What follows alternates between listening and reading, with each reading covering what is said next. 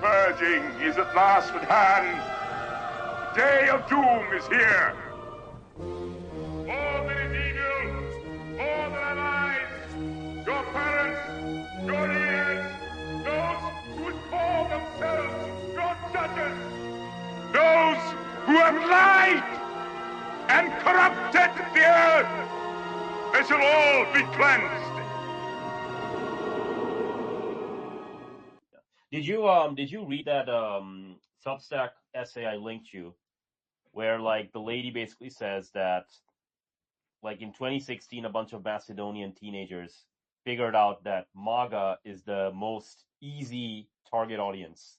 Yes, I did. Yeah. It was very depressing because I knew it was true. Yeah. Honestly, if the Democrats were intelligent, what they would have done is instead of saying Trump is a Russian asset, they should have just said, "Oh, he's an Israeli and Indian asset." Then they would have won. They would have won the case. They would have gotten enough evidence, but they didn't. So it's a product of the general decadence that people, they want the easiest answer, and the idea of we're going to elect this guy, an outsider, and he's going to fix everything. And I can go back to watching television and indulging my gratifications.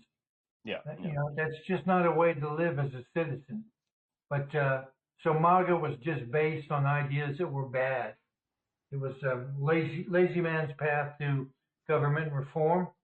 And, you know, that can be quite difficult. It's never easy. Yeah, I would say, like, for me, MAGA was, you know, pretty slogans that didn't really make America great again. Well, what does that mean? You know, like what is a great America? They never got around to that. It was always like the dreams of, like, it was always the dreams of the beautiful blonde woman in the wheat field just waiting to come in and have like a dozen kids with you, you know, while there's like a big sun around glowing in the sky, or that kind of, that just, it was a bunch of cliches that were stuck together for emotional impact. There was never any kind of reason put around to it. I mean, for better or worse, I might disagree with a lot of what communists do, but at the very least, they do generally try to come up with some theory behind like the pretty slogans. I never really saw that with the MAGA people. The only thing that was really holding it together was the common Christian culture. And once they switched to a secular culture, they discovered that America really didn't have any principles of its own outside of the Christian founders. The people who came to colonize it, the people who came to live there. And once you took that away and just said America's a colony of the world with universal principles for anybody, we don't even have a Christian culture. People practice whatever religion they please. And at that moment, you know, America just really disintegrated. And it's not something you can put back together. Having fallen apart, that's it. It's fallen apart, and nobody's got some miracle solution that's going to fix it in 20 minutes, which is basically what Trump was elected on, the miracle solution, and you won't even have to do anything yourself. Yeah. The thing is that, I mean, Sir Kenaz is absolutely right. There was no substance behind it. It was all emotion. And because of that, the Indians, the Pakistanis, the Bengalis, and the Nigerians, they're just like, this is a business opportunity, man. It's a business opportunity. It's just like, we can make the memes, we can make a bunch of videos, and like nowadays you can even use like AI things to like generate videos. So what do? Oh, you just generate like a bunch of these blonde women running in the wheat fields or holding a baby or whatever. And it's like, it looks real, but actually all of it is fake. Some Nigerian dude is sitting there and like he's typing it up on like Sora video generator or whatever, right? It gets generated. And the hilarious thing is that when you're quote unquote arguing, you're not arguing with a person. It's just like a phone connected to a router system, and there's like 1,000 other phones connected, right? And that's what MAGA, like, you know, I'm not saying every MAGA person is a fucking bot, but that's how it's now going to be sold. It's going to be sold as MAGA are a bunch of traitors. They're in league with the Indians and the Israelis. This is foreign interference, foreign influence, right? And Trump and his sycophants are just a bunch of rubes, and they sold America out, right? Which is like a winning message, honestly, right? Like, if I was a Democrat strategist, this is what I would be like leaning into, right? You just go for the kill, go for the jugular, and suddenly, like Zoran Mamdani, democratic socialism and, comrade Kwame Mamdani or whatever, right? Like, his stuff now looks good, Sir Cleveland. His stuff is now good. So, Well, yeah, I think that's because what we're seeing here is the collapse of the battle lines on both sides. I mean, it's been for like probably, going 2015, going on a decade at this point, maybe a little over a decade. It's been a battle between the woke and the MAGA. yeah. And both of those positions are losing ground. I mean, I think that's something really important to keep in mind. I mean, any movement that features like, scowling people with like danger colored hair who are just constantly complaining about the terrible microaggression you just committed against them, and they're constantly screaming and complaining, that movement's going to have a limited shelf life outside of the people who there are more people who like to complain than there are more people who like to listen to complaints. Yeah. Whereas with MAGA, I mean, it was a cult of personality. I mean, there's no other real word for that. Yeah. Oswald Spengler pointed out that in every declining civilization, for several generations, they've been trying to dismantle their own principles and value system, and they succeed. And the alternative that springs up is then so destructive.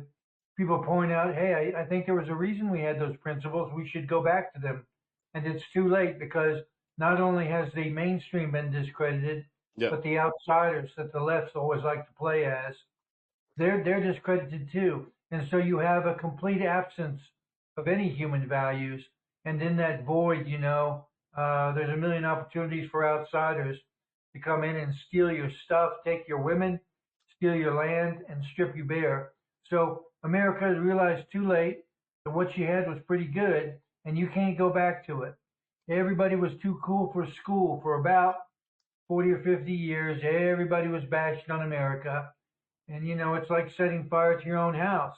Yeah. When you realize you've made a terrible mistake, it doesn't matter. Where are you going to live now? Yeah. It's just like, how many of the Danger Hairs and the MAGAs and these guys are actually fucking Indians from Mumbai, right? Yeah. And not just that, it's like, they're running these like scams for crypto and drop shipping or whatever. You're giving them all their money, all the money, right? And then it's like Sir Cleveland was saying, right? You're burning down your own house in doing so, right? You go into this echo chamber as like this white nationalist or this blue hair person or whatever, and you're like, oh my gosh, they all agree with me. And it's like, no, it's you and maybe two other real people, and the remaining 97 people are all fucking fake, right? But it's like, it's more humiliating. Like, I was telling this to Sir Arnold Jindal yesterday, but like, this is more humiliating than the conquest of armies and like having your women get raped or whatever. It's more humiliating that, because like, you're fapping off, you're like masturbating to like this blonde chick. It's actually not a blonde chick. It's some. That's actually become a really big thing. They've discovered a lot of the thoughts that are like constantly posting bikini pics on X are from India, are like men from India and Nigeria. So, like, yes, literally 90% of the fapping that's going on Twitter is like American men masturbating to pictures, like masturbating to accounts by Nigerian and Pakistani men who are posting pictures of like, they grabbed off the internet of women in bikinis. Yeah. And here's the hilarious thing, Sir Kenaz and Sir Cleveland, right? Like we talked about this yesterday, but like Sir Cleveland wasn't here. But like the meme of like Indians are street shitters and Indians are so filthy. Sir Kenaz, who originated that meme? I would not be. I'm guessing. I know it got big in the American and the Canadian among the white nationalist movements, but I also would not be really surprised to find out that the Pakistanis were saying that about India because like the Pakistanis don't like Indians and they have like more toilets. So it was Bangladesh and Pakistan. A bunch of these Yep. bot farms in Bangladesh and Pakistan. So here's what happened. I figured this out. One of my bros figured this out. Okay, so a bunch of these America First accounts, 60,000 followers, 200,000 followers, they're actually from Bangladesh and Pakistan.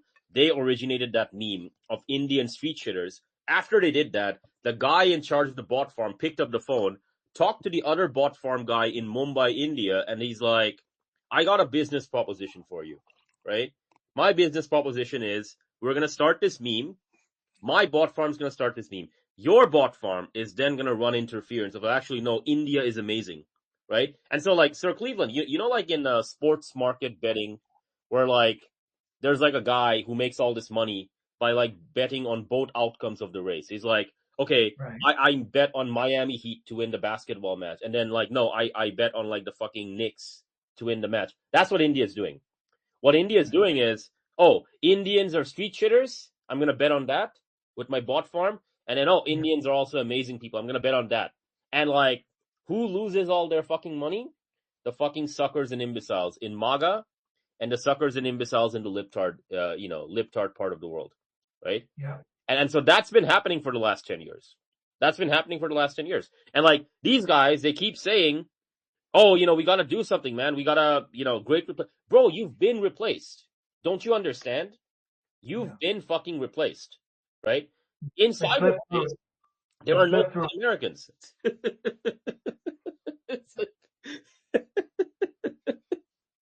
So just the fact that Americans slept through it while this was happening. Yeah. The idea that they are then going to wake up is counterintuitive. Yeah. If they slip through something like that, do you really think they're going to wake up? Or are they going to just fall for another scam by some outsider plutocrat who pretends to be a novel political candidate? Yeah. They're just going to fall for the same old game with a different name. Yeah. And I think that's what Trump was. He was just one more scam they could run at the end. And I think a big part of it, what I've seen the last 2 weeks, is demoralization was planned. Yeah. For the bitter end, they would literally crush the fight out of anybody remaining who thought things were going to turn out well. Yeah. I hate to say it, but this is part of not getting scammed. Mm-hmm. Whether you call it depressing or cynical, it's reality. Yeah. Being truthful about it means maybe you won't fall for these scams again in the future. Yeah. I always had my suspicions about Trump. I really hoped he would turn out to go in way beyond my expectations, but instead he's turned out to be exactly the guy I thought he was. Mm-hmm. And I think people have to build a conception of the United States that is bigger than one cult of personality, Yeah. I hope so much that one thing we all take away from what we're learning off the X location is, quit outsourcing your thinking to social media. Yeah. That's become a huge problem. I mean, you've got a lot of people who, never don't even get their media from the news, bad as that has become. They get their media from what their friends on social media are saying, and they don't even realize a fair number of their quote friends unquote aren't even friends, they're bots. Yeah. Or they're paid influencers. Yeah. Yeah. Like that whole thing of like online rage of like, oh my gosh, Charlie Kirk has been killed, we are next, or whatever the fuck, right? A lot of that, Sir Cleveland and Sir Kenaz, it was out of India, Nigeria, Bangladesh, Pakistan. Like these big bot accounts were saying, oh my gosh, the libtards are going to kill us. And then the other guy, like I said, they're profiting off both sides. They're like, oh, they're all going to kill us. And then the other set of bot farms are saying, oh, we gotta do something, man. We gotta do something, right? Now's our chance or whatever, right? And so it's like, this is already happening, right? You know, the British brainwashed the Indians like in the 1850s and early 1900s into learning English and adopting their customs. But this is actually more humiliating. Because like the bot farms from these Indians and these guys, they're making the Americans fap off to like the blonde girls that don't exist, right? They're making these people feel all these emotions, whether it's like suicide or hope or whatever, all these different emotions, and they're just like puppeteering them like the puppet master, right? So that's why I said this is more humiliating than the conquest of armies, right? Whether it's like Africa getting conquered by a bunch of Europeans or whatever in the late 1800s or all this other stuff, man. It's just, people are like, it seems too coincidental, and it seems like it's part of the plans for the last 5 years to achieve the 2030. Yeah. The last 5 years, they plan to utterly smash the hopes of Americans. Yeah. And then when I don't pretend to know the future, I just have good estimation. But I think after some famines and shortages following this complete breakdown in morale, people are going to be grateful for anything they're given. Yeah. And they're not going to care about what's taken away. Yeah. They're going to turn in their guns and all their freedoms under the Bill of Rights. After Trump goes, I think we're going to see it get really bad. So during the next 6 months, even when it starts to sink into people just how bad all this is and how little they have to look forward to. I just wrote an article about, I think suicide, which is already really bad amongst white Europeans, it's going to go through the ceiling. It's going to be ridiculous because so far they've shown even a little stress, they'll kill themselves. Under a lot of stress, I think the few people who have managed to survive the vaccines are going to off themselves. And I'm not saying it to be mean or ornery or hateful or because I want the worst for them. I just think that's the way they're going to cope. Yeah, exactly. Sir Cleveland, again, suicide is a big topic, obviously, deaths of despair and these types of things. Fair enough. Yeah. But we have to admit now, and we have to admit because the evidence is literally staring us in the face, right? At least a good chunk of those suicides are driven by these bot accounts, right? Yeah. Just think about it, right? You literally have these guys saying, and like, okay, I'm gonna try and find the link and I'll share it to the spaces. But one of these big like men going their own way accounts, you know what that is, right? Men. Yeah. So it basically, for dear listeners, those who don't know, I mean, some people already know this, but like. Men going their own way is like one of these like, red pill, whatever the fuck, movements, which are like, okay, well, women are just going to divorce you and just steal all your money. They're going to be unfaithful to you anyways. All these other things in the Western world. So what you should do is you should just drive fast cars, make a lot of money, focus on your health, do all that stuff, basically, right? So Cleveland, where do you think those accounts are located? I heard that the majority of MGTOW accounts were originally traced back to Jewish funds. Jewish sources. And it sounds like a message of self-reliance. But you notice with the rise of MGTOW, the male suicide rate has also increased hand in hand. So I believe it too. I believe MGTOW was a psyop since it was introduced. And it's to create enormous despair. They claim it's to counter the despair that men are feeling. But I think it amplifies it to the point where they're basically saying, at some level, forget about ever having children or a family. And that is a very depressing message.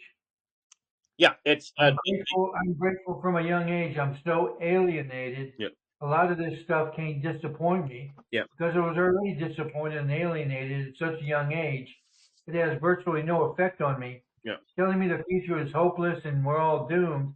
I think finally I'll get a chance to implement some of my civil defense practice. Nice. Yeah, no, I mean, you're correct about the Jewish thing, but like the majority of the accounts were located in India. Right. So like that's one thing. It's like this entire fucking thing.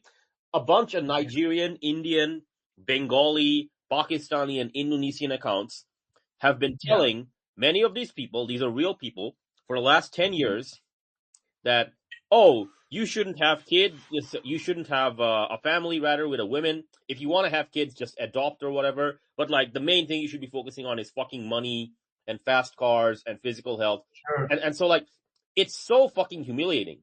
It's like you literally, like, you know, when the Jews call these people goyim, right? The Indians just went out and field tested it. They're like, all right, the Jews are saying they're goyim.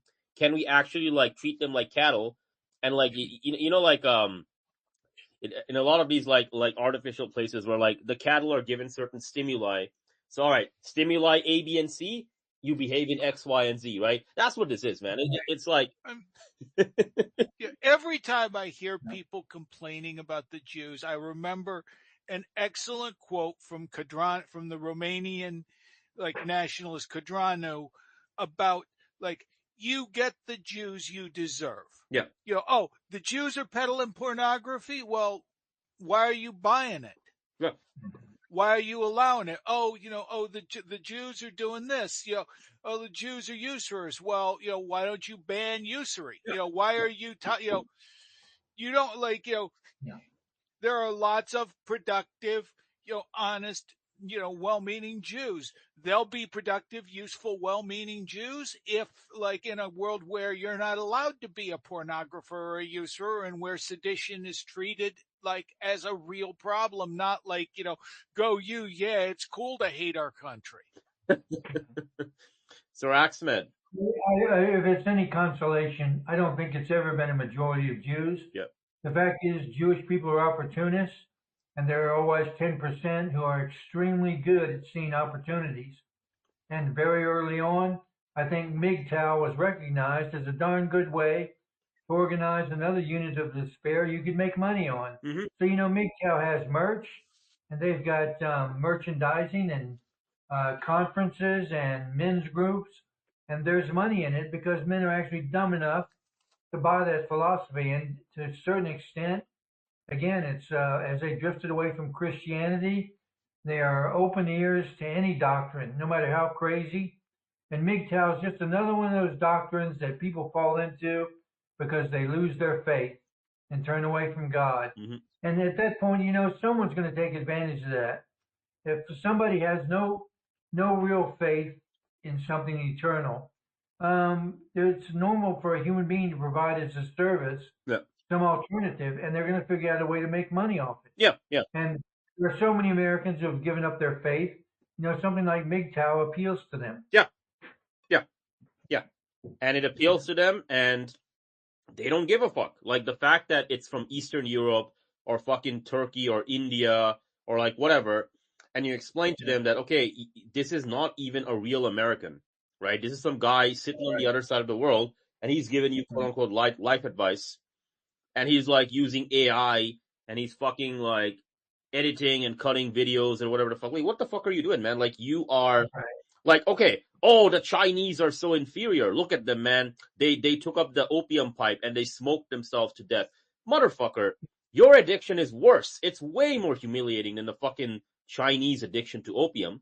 You're fucking addicted to like blonde AI chicks and like fucking MGTOW by like some Bengali guy. Like, okay, Sir Cleveland, I found this out. Okay, so 25,000 followers, 100,000 followers, the largest Native American accounts on Twitter. And they claim to be from Indiana, USA. Where do you think they're actually from? I don't know. It's another quiz I failed. They are from Bangladesh.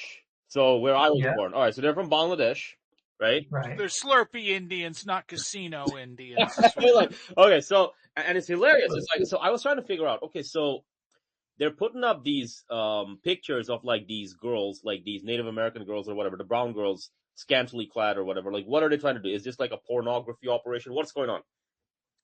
They have an affiliate link, and they have another link to their drop shipping store.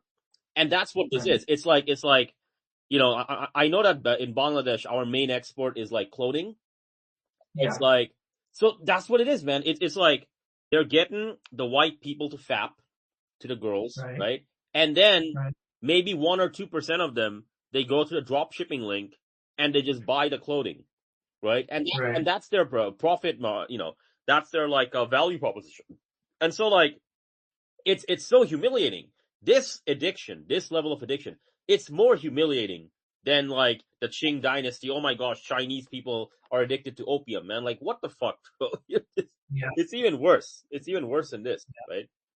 It's The poisons prepared for the American people targeted just their worst weaknesses, yeah, and at every point where they could have failure, yeah, they would fail to protect themselves. yeah, Those are the points that were targeted, and pornography is one of those.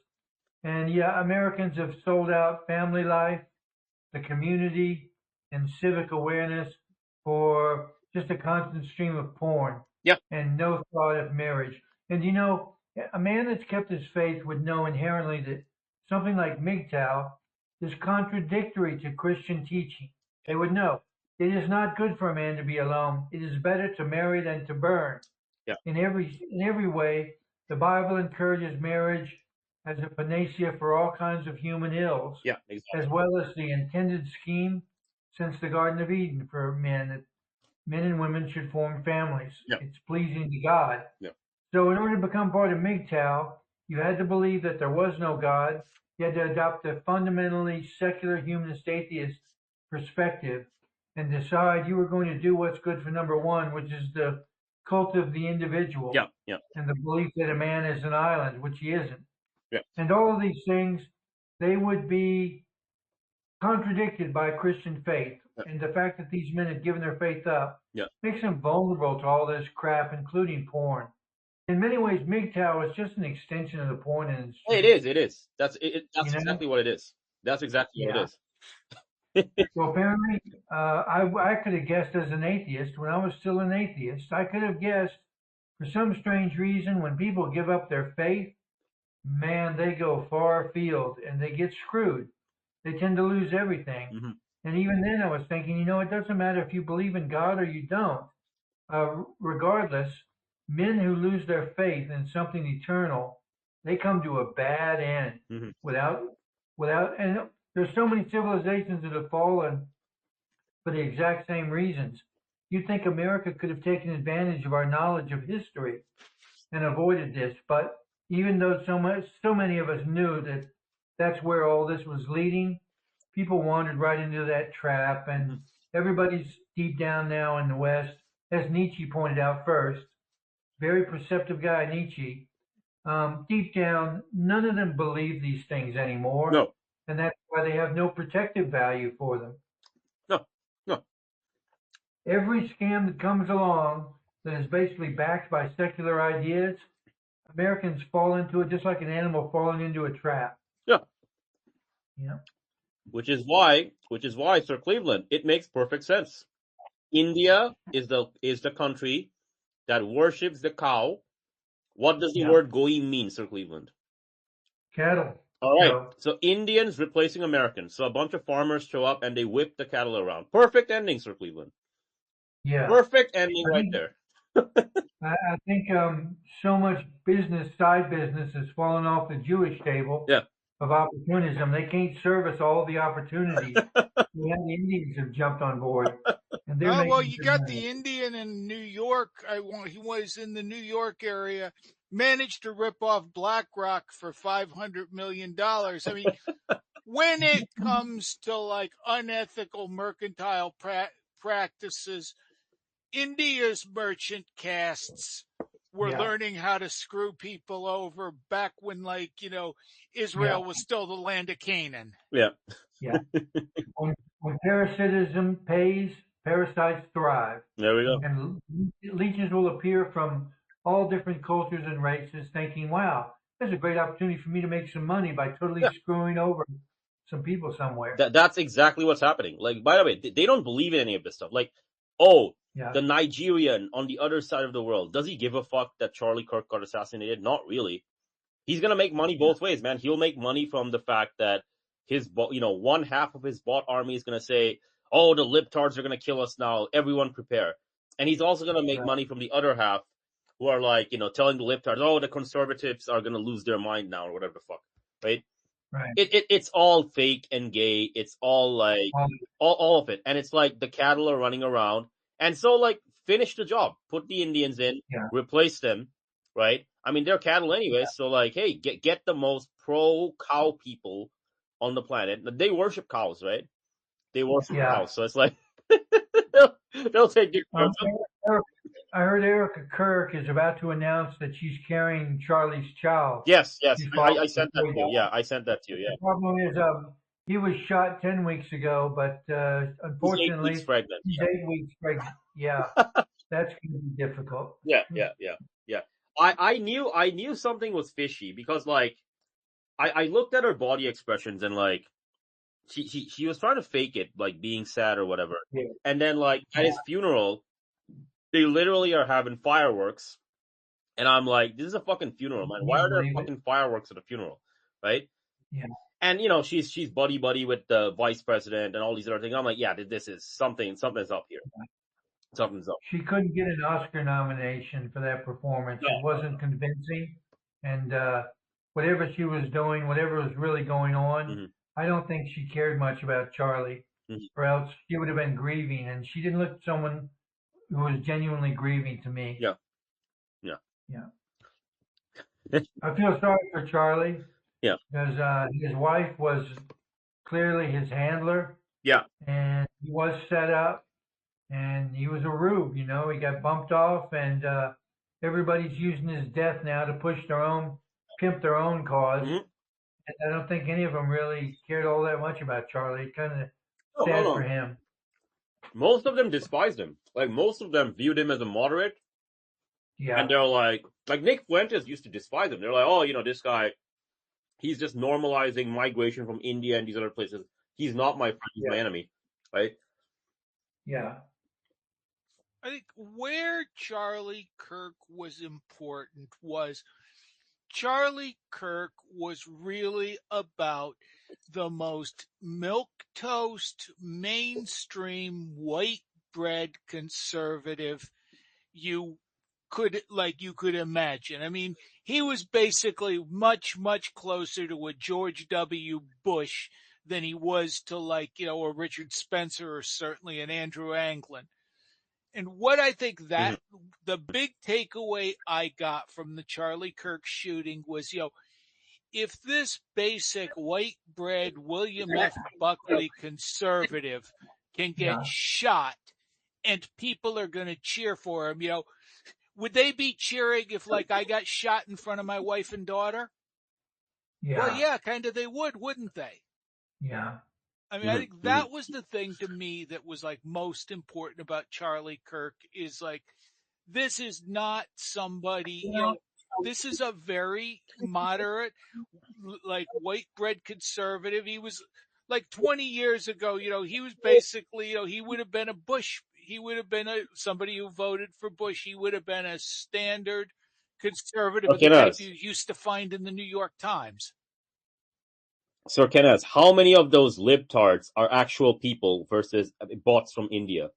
That's the thing, though, right? A fair number of them were actual, and now we get into how many of those people who were inspired to make the haha Charlie Kirk is dead stuff on TikTok were inspired because they saw a bunch of bots. I mean, okay, we did get a few people who were American citizens celebrating Charlie Kirk's death. I mean, I will say that did happen, but how many of them were inspired to do that by shit that they saw that they were bots? It's the great thing I always say. Alan Turing used to wonder, when will a machine be able, when will the machine become indistinguishable from a human? I mean, you go on social media today, there's a lot of humans who are indistinguishable from the bots. And this is where the genius of India and what did Sir Arnold Jindal say? Arnold Jindal called it the Gandhian conquest of America, right? That's what this is, Sir Kenaz. It's like the Gandhian conquest of America. They didn't break any rules. They didn't jump over the border or whatever the fuck. They followed the entire fucking playbook. They made 1,000 bots, a bajillion bots, and they're just looking for people who have certain emotions and worldviews and what have you. and they're just reflecting their own worldviews and viewpoints and emotions back onto them a million times. And that's when you get like this extremist behavior of like, yeah, the libtards want to kill me, I need to prepare or whatever the fuck, right? Let's just masterclass, man. I mean, the whole thing of like Americans right now are preparing to just shoot their neighbors, friends, relatives, and family members because they went online and a bunch of people told them the Boogaloo's about to start or whatever the fuck. I gotta say, well played India, well played Bangladesh, well played Pakistan, well played Nigeria. You've basically made the American Civil War inevitable. And all you really had to do was you just have to speak the truth. You have to tell them what they wanted to hear, what they wanted to believe. And as they listen to all that stuff, they're just like, yeah, no, I all of it makes sense, man. I gotta, prep. I gotta prepare. And, these other fuckers, man, they're not real Americans. I gotta kill them. When we talked earlier, we were talking about civil war really is an act of desperation by the population when they reach the end of their tether. And yeah. This is the sort of triggering instance, like this strong dose of reality where you realize you've been inside an echo chamber listening to people tell you what you wanted to hear.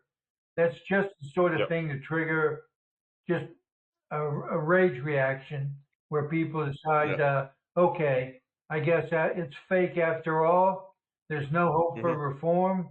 The people that I think were part of my political movement live in Bangladesh, and I can see no other alternative but violence now because everything is so hopeless. That'll be the people who don't kill themselves. It tells me the future is definitely shaping up to be a very bad place. Kenaz, I hate to rub it in. I know you're an optimist. I really appreciate the brilliance of your articles. I think your analysis is really good.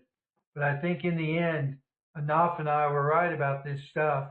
It was always shaping up, I underestimated. I underestimated this immensely. I knew that since 2017, bots had overwhelmed human users, right? And I knew that the ratio was 10-1. But my impression was always that, the bots are mostly like small and medium accounts. I had no idea that, the big accounts with like 500,000 followers, 1 million followers, 2 million followers, those are actually from fucking India. I had no idea that was the case. I knew because it was digital that I thought maybe not on places like Substack, but on the rest of the internet, I figured 3/4 of them are either bots or they're hired operatives, with political motives. But I see now because it's so easy digitally to create the illusion of 100 people where you've really just got one guy in Pakistan. I think that whatever we call them, bots or spoofers, they are far and above the majority of the people on places like X and what formerly called Twitter and the social sites. They're mostly provocational, which points out, if you have enough people provoking others to violence, you're going to get violence because people are that suggestible. It's not even provocation, though. That's the thing. It's not even provocation. Yeah. It's like you have a worldview, which is kind of fucking crazy, of like, we gotta purge the land because there's too many black and brown people, right? Yeah. And it's a fucking crazy worldview, right? And so it's like the Indians, the Macedonians, the fucking Nigerians, they're like, we don't really give a fuck what this guy believes. He's got money. He can give us some shekels. He can give us some clicks. He can give us some impressions, right? Right. And so it's almost by accident that this happened, right? But then they figured out, this fucking guy, right? We can just run a bunch of bot farms, run circles around him, and get him to commit to us, right? Right.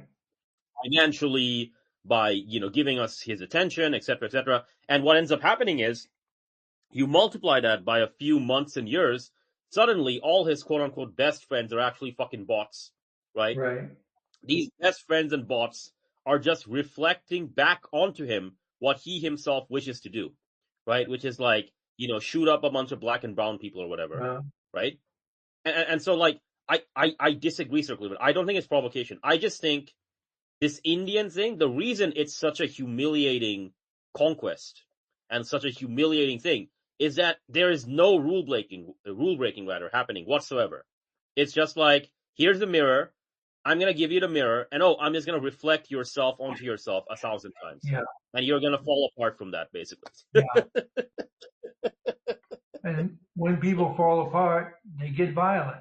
When people are really broken down emotionally and demoralized, violence starts to seem like a good idea. Yeah. Well, like these school shooters, right? Like these school shooters don't really, like nowadays, they don't really have that, okay, some of them put out a bunch of these fucking whatchamacallit, manifestos, right? Yeah, manifestos, and you read it and you're like, okay, this literally makes no sense. What is this guy saying, right? Yeah. But then you find out that, he was online and then he was doing this, that, and the other thing. Okay, how much we want to bet, gentlemen, right? And obviously in our religion we're not allowed to bet, but like if you had to, right, you'd be like, okay, well, how much you have to bet that when he's going on Discord, when he's going on Twitter, when he's going on these other places, like 99% of the quote unquote people he's speaking to are actually fucking bots from India. They're circling around him like this mirror, like multiple mirrors all at once, and then he just goes crazy after a while, and then he just does the deed. Like, which seems to be what's going on here. Like, India seems to be the hidden hand here. Not just India, right? Like all these other guys, Bangladesh, Nigeria, Pakistan, all these other guys, and they're the guys who are just like, okay, well, we're not even going to tell you to shoot people, man. We're just going to reflect onto you what you yourself believe about the black and brown Untermensch. Yeah. And you do that enough, the guy himself is going to choose voluntarily to start the mass shooting himself. I wonder now, at this point, to what extent the Arab Spring stuff was that was a trial run for the effort to take over the internet. Exactly. I mean, I do wonder, the one thing I noticed was the Arab Spring was intended to be short, sharp shocks. You wanted to get things done, but you wanted to get them, you wanted to start a revolution, and sometimes you did and sometimes you didn't. But it was always done for a few weeks to a few months. Since 2016, we've been in a constant state of panic and constant state of rage, constantly getting our dopamine pumped like a meth addict. And not even a based meth addict like our friend. And it's I mean, what's gonna happen? I think you're going to come at some point up to burnout. There's just, you can't, if you've ever been around somebody who's coming off a lengthy meth binge, I mean, you basically just fry your dopamine receptors. Yeah. It's so timely. It just seems like it's not coincidence. It seems like it's part of a long-term psyop that is designed to just really crush Americans in the end. I just feel like it's all just too well balanced in terms of the best way to demoralize a large group of people. It's just the right shocks at the right time, in the right sequence. We had a brief period of euphoria with Trump signing executive orders that was supposed to lift you up. And that's part of psychological programming. You give people a temporary reprieve. I don't know if you ever saw Marathon Man with Dustin Hoffman. They pretend he's escaped. They drive him around the block. Then they bring him back for more torture. And, making you think, hey, we got away. We're going to be all right. That's part of following that up with a shock. And this is one, finding out that all social media is basically outsiders taking advantage of the naivete and simplicity. And that's the brilliance of it, Sir Cleveland. It's just like, you don't even have to lie. The guy believes something. All you gotta do is just echo what he believes back to himself. And eventually, like Sir Kenaz said, he's gonna fry out. His dopamine receptors are gonna get fried, and he's gonna do something crazy. Right. That's all you gotta do. You don't even have to lie. That's the thing. If you get your dopamine receptors fried, you don't get insanity, you get apathy. Which is also very useful for wannabe tyrants. Absolutely. So I think people are getting to the point where one morning we're going to wake up and they're going to tell people we're officially under UN control. And people at that point, they're going to be so demoralized, they're not even going to care. They're just going to change the station and watch something on TV, a reality TV show. And I think maybe that was the design all along, to avoid long-term resistance by making certain that when the 2030 agenda it has arrived, people don't have the strength to fight back anymore. Mm-hmm. The ones that are full of the worst rage will have killed themselves. The rest Mm-hmm. of them will be just kind of pointless violence, attacks on authority figures, as crazy as Yeah. attacking a police station. And Yeah. it'll all be for naught. It'll all be futile. It won't stop the New World Order from bringing in world government. Mm-hmm. Does that sound too crazy, Kenaz? Well, I the mean, if only the world thing government, I yeah, see with the one world government is we are now moving into like what Sir Constantine calls multipolarity. And I think that's, a one world government, except for the fact I don't think Russia is going to be on board with us. I don't think China is going to be on board with us. I don't think the BRICS countries are going to be on board with us. A lot of that one world government fapping started around the time that the Soviet Union collapsed. And all of a sudden it was like, they got the idea, well, there's no more Soviet Union. Communism is dead. Russia is dead. And the West is won. Now we're going to have an eternal one world government governed by the rules of peace, freedom, justice, democracy, and the American way. And for those who haven't been watching, that's not how it turned out. Yeah. So, I mean, the only thing that I think there are a lot of people who want to have a one world government. Absolutely. Yeah. I think there are a lot of rich people that have been pushing for it very hard. What I wonder about is, do these people have the capacity to pull off a one world government? And I'm not, sure of that. I should also note that, one of the things we're going to lose, we had established not necessarily a one world government, but we have established global trade routes that at no time in human history have we had anything even remotely like it. This is going to be the American Empire's Roman roads. This is like, we've never had trade routes where, I can design an item in my home in the United States. I send it to China. China works through the prototype. They send the prototype and the blueprints to Bangladesh, where the item is governed, and then they can send it to Europe, where I'm selling it. We've never had that kind of clean, safe transit. And as we start breaking into multipolarity, we're going to stop seeing it. Very much. Yeah. The problem with multipolarity is that people form alliances. When people begin to break up like that, their natural instinct will be to form new allegiances and new alliances. Just as Russia, Ahnaf sent me an article last night. Yeah. Russia is suggesting they form the equivalent of a new NATO with Iran. Yeah. And this happens in periods of rapid change in history.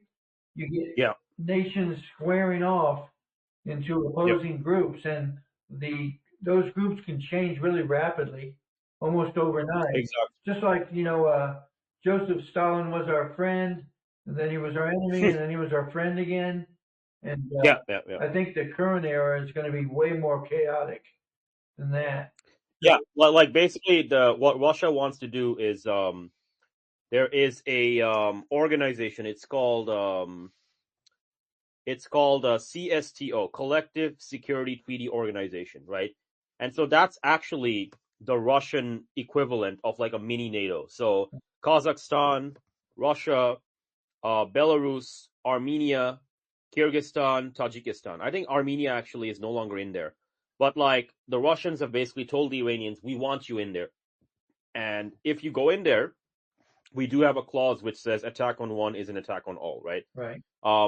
They're still negotiating on that. We don't know if they're going to do it this year or the next year or whatever, but it depends on what happens, right, with regard to events on the ground. If events on the ground happen a certain way, I think the Russians and the Iranians are going to accelerate it. That being said, we got Sir Arnav Jindal, who we need to congratulate again. Arnav, and I know we've got Axmed listening. Thank you so much for my all right, Somali I'm gonna citizenship. make them all. I'm very happy that I have a place to go to that will be safer and saner than like the United States when the fit hits the shan. There we go. All right. I'm gonna turn Brother Naji, Sir Arnav, Sir Axmed, and Abe Muse into speakers. So if you gents want to say stuff, go on right ahead. But no, like Sir Arnav, congratulations again. Congratulations for conquering 9.6 million square kilometers without firing a single shot. I'm gonna start using your term. Maybe I'll write an essay on like the freaking subject, which is gonna be called The Gandhian Conquest of America or whatever, right? So maybe that's what I'll call it. So hang on a second. Let me send these requests to speak. All right. Sir Arnav, send me a request and I'll make you speaker as well. But it's just like Hello, Sir Arnav. Hello. Always glad to have. How you gents doing today? This fine morning or evening in Ahnaf's case? You're speaking from Ohio. You're speaking from Ohio, Pakistan. How's it going? Ohio, Pakistan. How's it going, man? I just ran into Bronny James and LeBron James' son, and he was very courteous and it was a good boy. All right. Exactly. There we go. All I tuned in to hear was Sir Cleveland saying fake and gay. That Twitter and all of these accounts are fake and gay. That's all I wanted to hear. Yeah. There we go. All right. Sir Arnav, congratulations for conquering America. How do you feel? Are you sick and tired of winning? Are you sick and tired? Actually, the problem is that only you are celebrating this victory. Everyone in India, ever since like I have just watched some Indian political accounts, and everyone is like, we are too much invested in the political scene in America. We shouldn't care. And I'm like, you don't understand what has happened. Like, like they've won such a big victory and they still haven't figured out. It's like our colonial hangover is so strong that even we are turning victory into defeat. Like, it's like we are not able to like digest only. Like what on earth has happened? Like I have to tell these people that not only are we earning money from this, like to think about that, like I was just thinking that like MAGA is now like full India, Pakistan, Nigeria. The establishment, the left, who got fooled by like who got like sort of angry with MAGA, like they got threatened by MAGA. Like they are even bigger losers than MAGA. That bro. Like you think about it, like you guys got like you felt so threatened by some foreign bot accounts. Like we can like say whatever about Trump, but like these people are even bigger losers. Yeah. Oh my god. Oh man, just like Apollo 4, it's like the Soviet giant is like destroying Apollo Creed, and it's just like throw the goddamn towel, man. Like just fucking end it. It's too much, man. Oh dear. All right, Brother Naji, how's Ohio, Pakistan looking? Like, are they celebrating the victory over America, or like no? They still haven't figured out that it's a victory. Well, it's funny to see the massive rush of cope from the Laura Loomers of the world and various others they're attempting to spin this and use very specific instances of like, oh, this Palestinian was actually from Poland. And then like, you look around, like he immediately shares a video of like destruction. It's like, is this in Poland? And I know some Russians will be like, yeah, that actually is Poland, but you know what I mean? Like, for the most part, people are like, well, no, this isn't Poland. This is clearly Gaza. And so yes, the That's victory. been another one that's come out with the Czechs. A lot of the people that were like, my family in Gaza is starving, please send money. Surprisingly, a lot of them came from India or Nigeria or, who would have thought that a lot of the people that were claiming to be in Gaza and were were somehow finding an wireless access long enough to get, to create e-begging links. Who would have thought that they might be scamming you? Shocked Pikachu yeah. face, man. Yeah. Yeah. No, Absolutely. so it's like, a lot of people, so basically it appears that our the Indian takeover of e-thoughts, MAGA types, fair number of the really popular people on the left are also foreign. So it's like, this, Oh yeah. it was a great, it was a great gig while it lasted. Oh man. Yeah, Oh, maybe that's why Sir Arnav hasn't taken the victory fully to heart yet, because at some level this may have hit the Indian economy pretty hard, and the Pakistani and everybody. Yeah. I mean, it's no. I mean, like the most surprising thing is the manosphere thing. Like, not only like we infiltrated the political scene, like we even like conducted like a lot of these like accounts did battle of sexes. Like we infiltrated so much. All of it was fucking before you came, we were talking to Sir Cleveland about MGTOW, and I was explaining about how these people were fapping to like blonde girls that don't exist. That's actually like some guy from Bihar, right? And then they're like, oh, you need to just make money and get fast cars and not get married. And like, who's telling you this? Some like Nigerian prince and his like Indian business partner. And I'm like, this is fucking goyim behavior, right? This is complete total victory. This is like Qing Dynasty Chinese people getting addicted to opium. This is like 100 times worse than that. 100 times worse than that, man. Like fucking, call it quits, man. Throw in the towel. India has fucking won, man. Like, there's no way out of this, man. Oh my god. Oh my gosh. At this point, it seems like everything is working against the United States. Everything. And I don't believe that's an accident. I don't believe that all those different forces, social forces, political forces, and economic forces, just happen to all line up at the same time, just in time to pull off Agenda 2030. I don't think it's an accident. I think one other thing I would take into account is people smell blood in the water. I mean, we were the sole superpower for a very brief period, and it's really clear right now to anybody with two functioning brain cells that we're no longer the sole superpower. We cannot. If China takes Taiwan, we've outright admitted we can't stop them. Yeah. Japan is making nice with China because they realize, okay, we can no longer rely on the United States to protect us.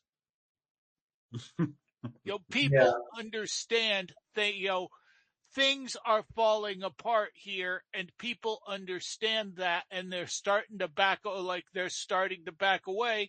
And, like anything else, when you see the empire is weak, you're going to start doing things that will weaken it further.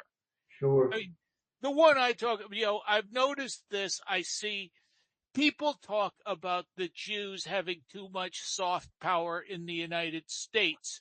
The people you really ought to be scared of when it comes to soft power, the Jews are amateurs next to the Chinese. The Chinese have like essentially taken.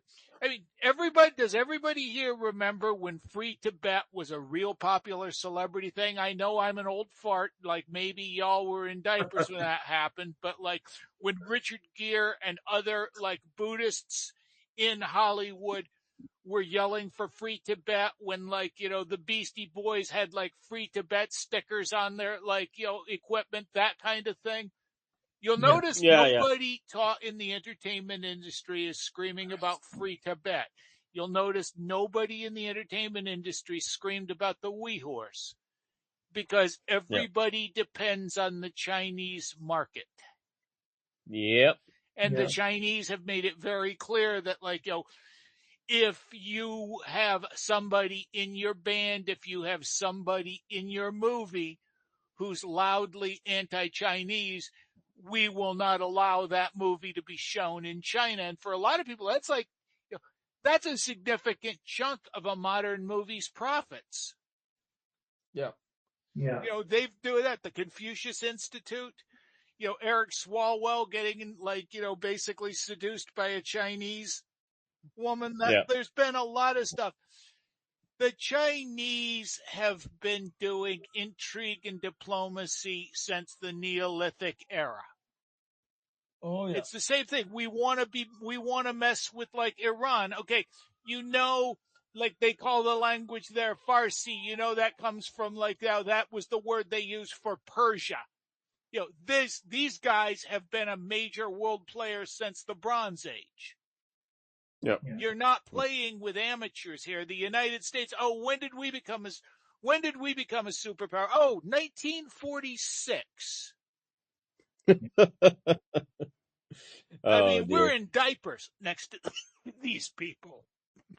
Yeah, well, I mean, a lot of people don't think that. They're just like, America is God divinely favored or whatever. But anyhow, Sir Axman has his hand raised. Go ahead, Sir Axman. You've been awfully quiet. Go ahead.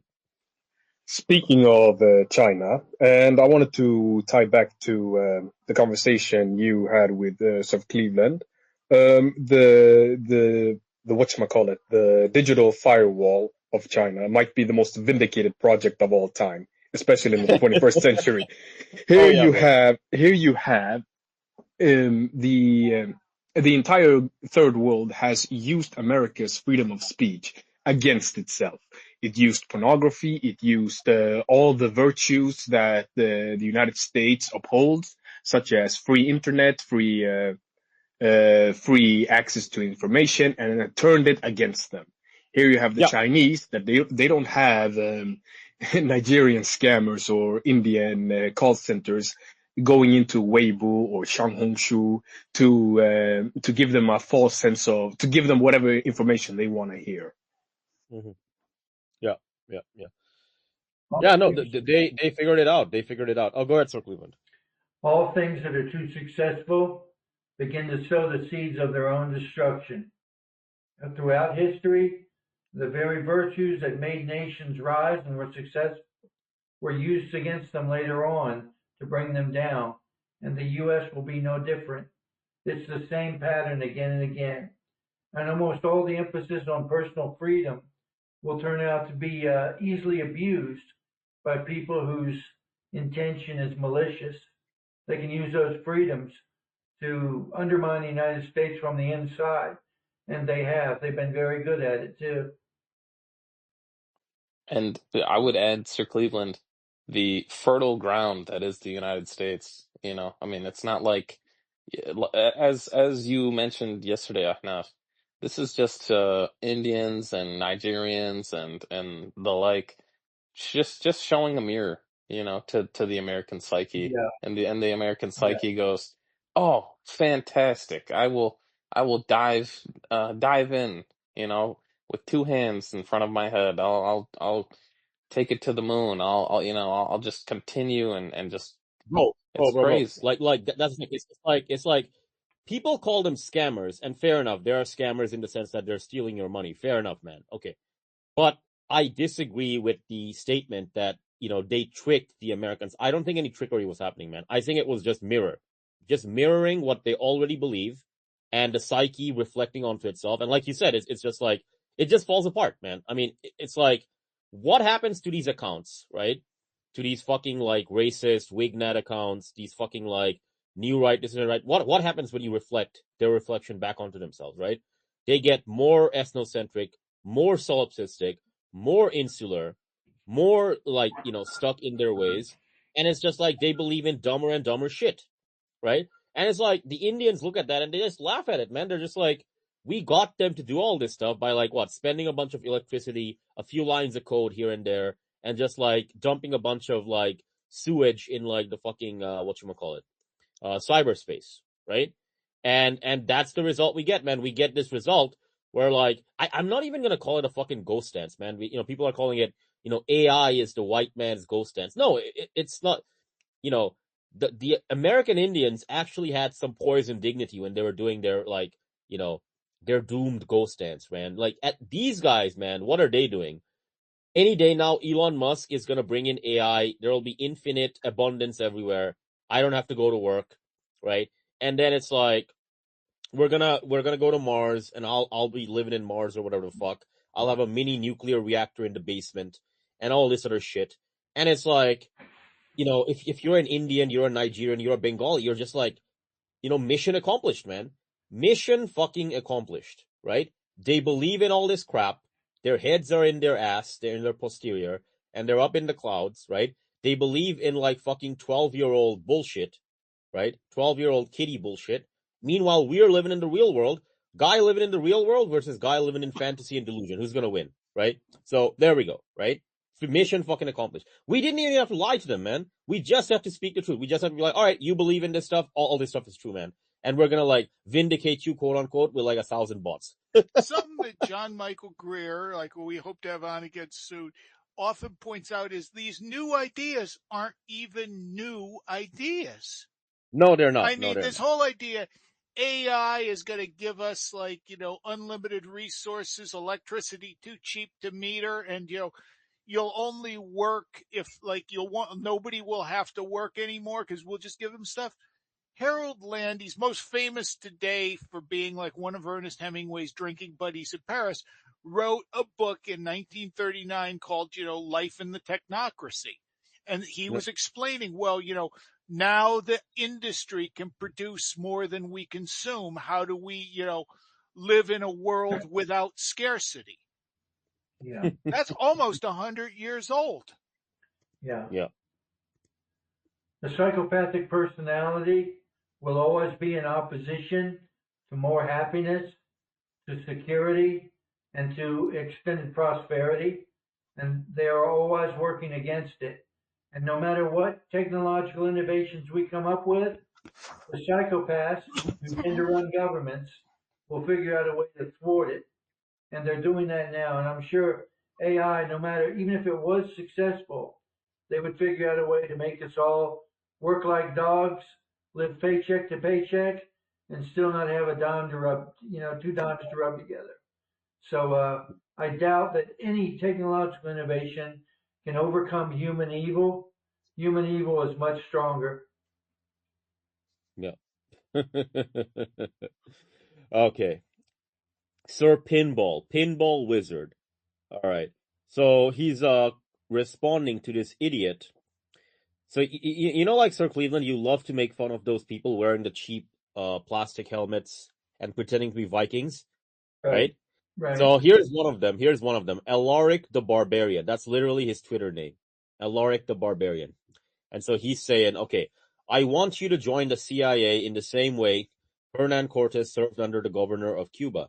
I want you to pursue politics in the same way Francisco Pizarro did in Panama. All right. And then Pinball Wizard just fucking laughs at this and just responds, pretty sure Spengler said something about when people start to say stuff like this, it means their culture has already been dead for a hot minute and rigor mortis has already set in. All right, and then let's continue this thread. Let's see what it says. Yeah. This is a funny meme. Maybe I'll share this to the spaces. Yeah. Recently red-pilled Zoomers saying we just need to get rid of AIPAC. Me realizing that the West has already been destroyed and we're all just going through the motions until balkanization and civil war starts. Oh my god. Okay, I'm gonna send this to the spaces, man. This is just, oh jeez. This is hilarious. Mojave Art Club, 41 minutes ago. Most of the influencer network, left and right, is indeed trying to find creative ways to sell people on the idea that, quote, there is still time, unquote, when in reality, probably the last off-ramps to avoid whatever is coming was passed decades ago, and there is no salvaging any of this. Yeah. There we go. Yeah, I mean, Finally, someone. that's like where Yeah. people are like, yeah, well, why are you guys like doomers? It's like, well, we have a finite world and we have an economy that's based on infinite growth. Yeah. How does that end but doom? Yeah. Oh, we have something from who is this? The G-Man. All right. Alaric the Barbarian's shitty book. Oh, this guy wrote a book? Okay. Starts Alaric like the this. Barbarian. I'd respect him more if he'd named himself Hagar the Horrible. Yeah. Alaric the Barbarian's shitty book starts like this, laughing my ass off. His answer is that men are like onions, literally ripped off Shrek. All right. What is man? What am I? This is the essential question to which culture has always provided an answer. Unlike McLuhan's fish, man, okay, blah, blah, blah, blah. Okay. All right. Oh, I see what. Okay, yeah, no, he fucking plagiarized Shrek. I see what you mean. Yeah, no. Oh my god. Oh man, Sir Cleveland, what's the problem replacing these people with Indians? I don't see what the problem is, man. I really don't. It's unfortunate it'll just be India. Not that there's anything wrong with India, but India will just become North America will be an outpost of India. I mean, it was called the Indies. I mean, Christopher Columbus called it the Indies, so we're just like fulfilling its destiny. If you Right. believe God had no purpose in splitting up the peoples of the earth at the Tower of Babel and giving them different languages, and if Yeah. you believe God's will is to just merge the whole human race into one big India or one big China or one big race, then who will miss the Yeah. genocide of any race? What's the big deal? But Yeah. I don't believe that, and I think white Europeans have a right to live just like the other peoples of the earth. Yeah. There's nothing special about them. Mhm. They're not particularly good or particularly evil. Yeah. In the flourishing of the last couple hundred years, Mhm. they've proven they can create very, very beautiful societies. But like all the peoples of the earth, their weaknesses have undone them, and they've fallen away from God, and their fate will be the same as all the other nations that did the same. But I don't believe that by eliminating Western civilization, we're going to have a utopia. No. I was saying that more tongue in cheek, and like, Yeah, it was tongue in cheek in the sense that these people, they claim to defend stuff and, oh, civilization, society, man, we're defending all this. I'm like, no, you're fucking not, man. You're right. fapping off to some like fucking blonde chick that doesn't exist. The account is from India. You're Yeah, doing all this other crap. You're writing shitty books, right? You're doing all this other bullshit and coping and seeding and yeah, like you're saying, Sir Cleveland, buying the plastic helmets. Why the fuck does it matter that 100 million Indians, replace you, man? Like, yeah. they want it and you don't want it. Like, Yeah. the hunger, the boxer who's got the hunger, There you he's gonna go. win. Yeah. Versus, I do versus believe clearly God He yeah, resents people who don't appreciate their lives. yeah, And when people grow soft in the head from yeah, comfort and prosperity, yeah. and they start to subscribe to these universalist values that really don't have any core to them at all. No. I think God prefers that they be displaced and replaced by another group of people.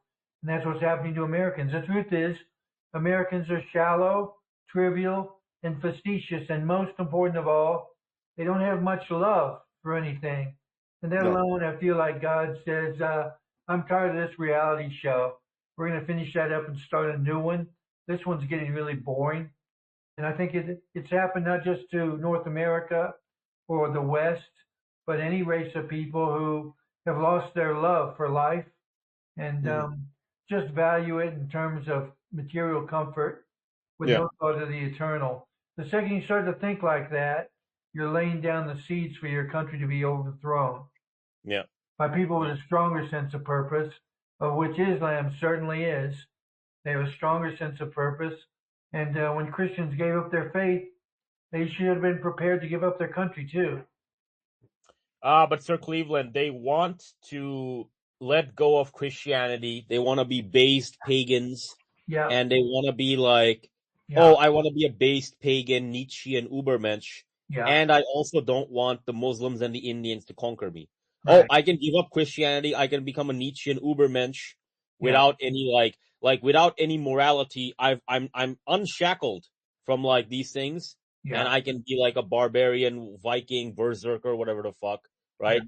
And the hilarious thing is that Sir Arnov and his bros, what they've demonstrated is that all the fucking barbarian LARPers, man, you can just conquer them Gandhi style of just like making them fap off to pornography all day, making them like listen to like manosphere stuff originating from Nigeria, and making them like you just use their own strength against them. All you had to do was just like tell them everything that they wanted to hear. That's all you had to do. They collapsed on themselves.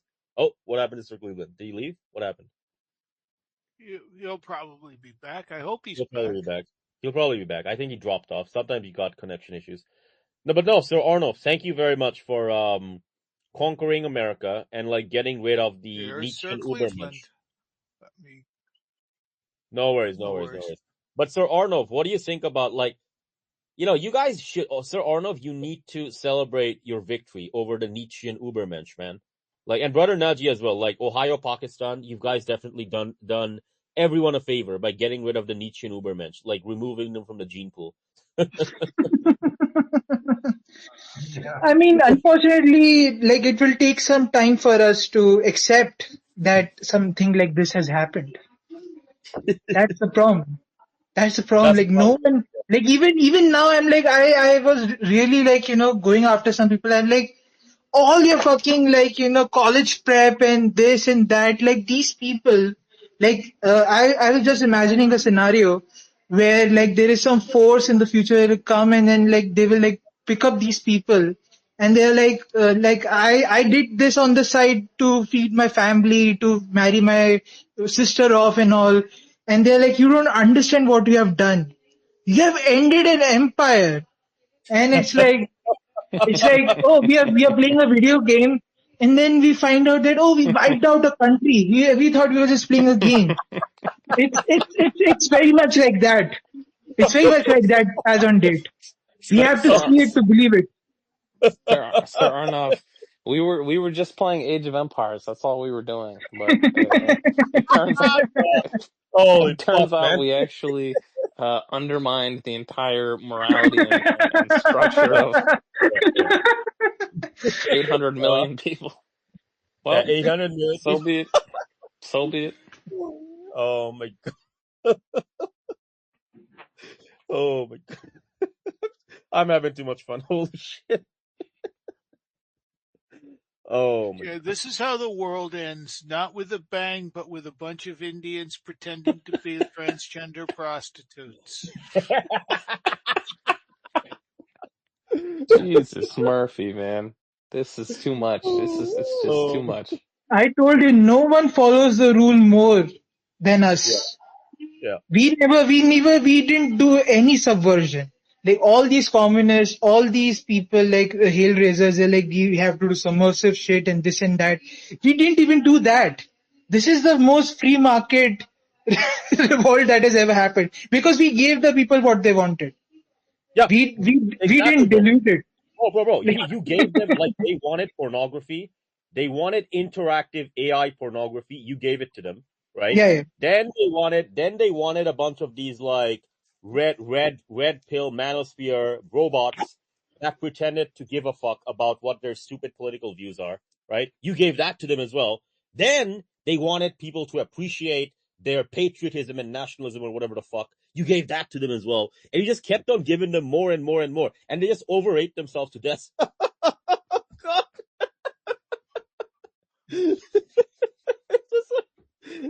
Pretty much it in a nutshell. Yeah. Oh my god. Maybe in the midterm election that they're gonna pretend to do this again. They're gonna be like, one side will pretend to be MAGA and the other side will pretend to be lefties again. Oh my god. Go ahead. Brother Naji from Ohio, Pakistan. Go ahead. We'll see the final turning of this event when like there's like a ghost Nancy Pelosi account that like pretends that she's still in office, and there's like hundreds of thousands of boomers that still follow her and like, you know, sit on every word and just like they're gonna be like, vote for Nancy Pelosi, and this bitch is in, you know, drinking wine in like Southern California or something in her Yeah. like early 90s. It's just like, well, I don't. This is over, Dead guys. internet, they called it, where the whole internet is staffed by bots, and there's maybe one living person for every 1,000 AI agents. I think that the internet is coming. We're going to see that. You know why? Because increasingly, the majority of modern people can't read and write very well. So you're going to see bots easily supplant them. They write more interesting comments than the average human being. Yeah. Holy shit. Okay, so thank you, G-Man, for sharing this to the chat. Okay, so Sir Cleveland, Femboy Fitness at Fitness Femboy. So this is a gold checkmark account. What that means is they're paying more than $1,000 a month for maximum reach on Twitter. All right. Transform your body and embrace yourself. 300 plus clients change their lives. CPT, BA Health, Science and Tech, DM FemFit to start your glow up. So I think this is for like, I think this is mostly like women clientele or whatever, right? Coaching and Femboy would be, let me see, Femboy Fitness. Femboy is essentially for twinks, feminine gay men. feminine gay men. All right. So they're saying they're from USA. Where are they actually from? Havana, Havana. Sorry for my singing, guys. I missed my soundboard. Yes, they're from Tel Israel. Aviv. They're from Israel, Yep. man. Yeah. They're sitting in Tel Aviv. This is what I'm talking about, man. This is supposed to be the superior race, man. This is the fucking superior race, and they're fucking cattle, man. Fucking goyim. Look at this, man. Look at this. Right? What the fuck? They're saying Chinese people are bad for like getting addicted to opium. Motherfucker, what the fuck is this? 61,000 followers. Gold check account. Highest in Twitter. $1,000 a month. They're paying monthly. That's how much money this is fucking nuts, man. Wow. I'm often amazed at how much money these sites make. Must be making good money, good bank. Oh, God. Yeah. Oh my gosh. I mean, what even is? I mean, what could Femboy Fitness possibly even be? Okay, You know? 291 following, 61.3 followers, verified, learn more. Let's see how much the gold check mark through premium business. Gold checkmark means, Sir Kenaz, gold checkmark means you're paying Twitter $1,000 a month because you're a business and you want maximum reach, right? So at the bare minimum, they're getting at least that much passive income or higher. Just from America's done, man. America's done. Like, put a fucking, she's dead, Jim. She's dead. This right here. Oh my gosh. It is just like, oh my gosh. What is happening, man? I'd love to see how many foreign bots are the ones behind like the bikers, take back America from the evil Muslim horde in Dearborn. Truckers, all right, let me, you know what? Hang on a second. Truckers Canada. No, American truckers. Let's see. American truckers. Is this an Indian? Let me see. You never know, man. You gotta check these things. Okay, he is from the United States. All right. But I honestly, Brother Naji, I think there's quite a few of them. Okay, Red Pill Media. Yeah, Red Pill Media. Yeah, you're not American. All right. Masculine Beast. I think we talked about this account yesterday. Masculine Beast. 275,000 followers. Masculine Beast. Where is he from? This is like one of those manosphere make South Asia. Oh, we know what South Asia means. Come on. We know what South Asia means. Oh. He's to become a masculine beast. This is just, oh God. This is like, Thank you, Elon. This gift just keeps on giving. It really does. So I reckon Elon must have known all this for a long time. Mm-hmm. And the people that run X, Twitter, they must have known about this for a long time. Well, Sir Cleveland, do you remember when Elon almost reneged on the deal to buy Twitter because he realized how many bots there were? Right. Do you guys remember that? Yeah, I remember He that. yeah. He said when he So found out how many bots, he thought it was worth less than they advertised it for. exactly. And Yeah. it turns out it was worth more, but not in the sense that he was assuming. Some of those fake sites were apparently the most profitable. So it's really weird that they've held this under, just now when Trump kind of MAGA engine was falling apart, then we find out this. And yet Elon and therefore Trump, they must have known about this for a while. And Oh they yeah. chose now to reveal it. And it's all seems like it's timed to destroy Western morale, to really ruin the American people's resolve that this thing can get better. Yeah. I just find it. I don't think it's an accident. Nope. Yeah. Nope. Honestly, Elon, if I had to guess, Elon had Wait, that Princess Woke Liberal. Princess Woke Liberal. Where's it from? Princess Woke Liberal is about this account based in India. Yeah, I mean, the conservative liberal. Let's see the conservative liberal. Okay, this one's really from Canada.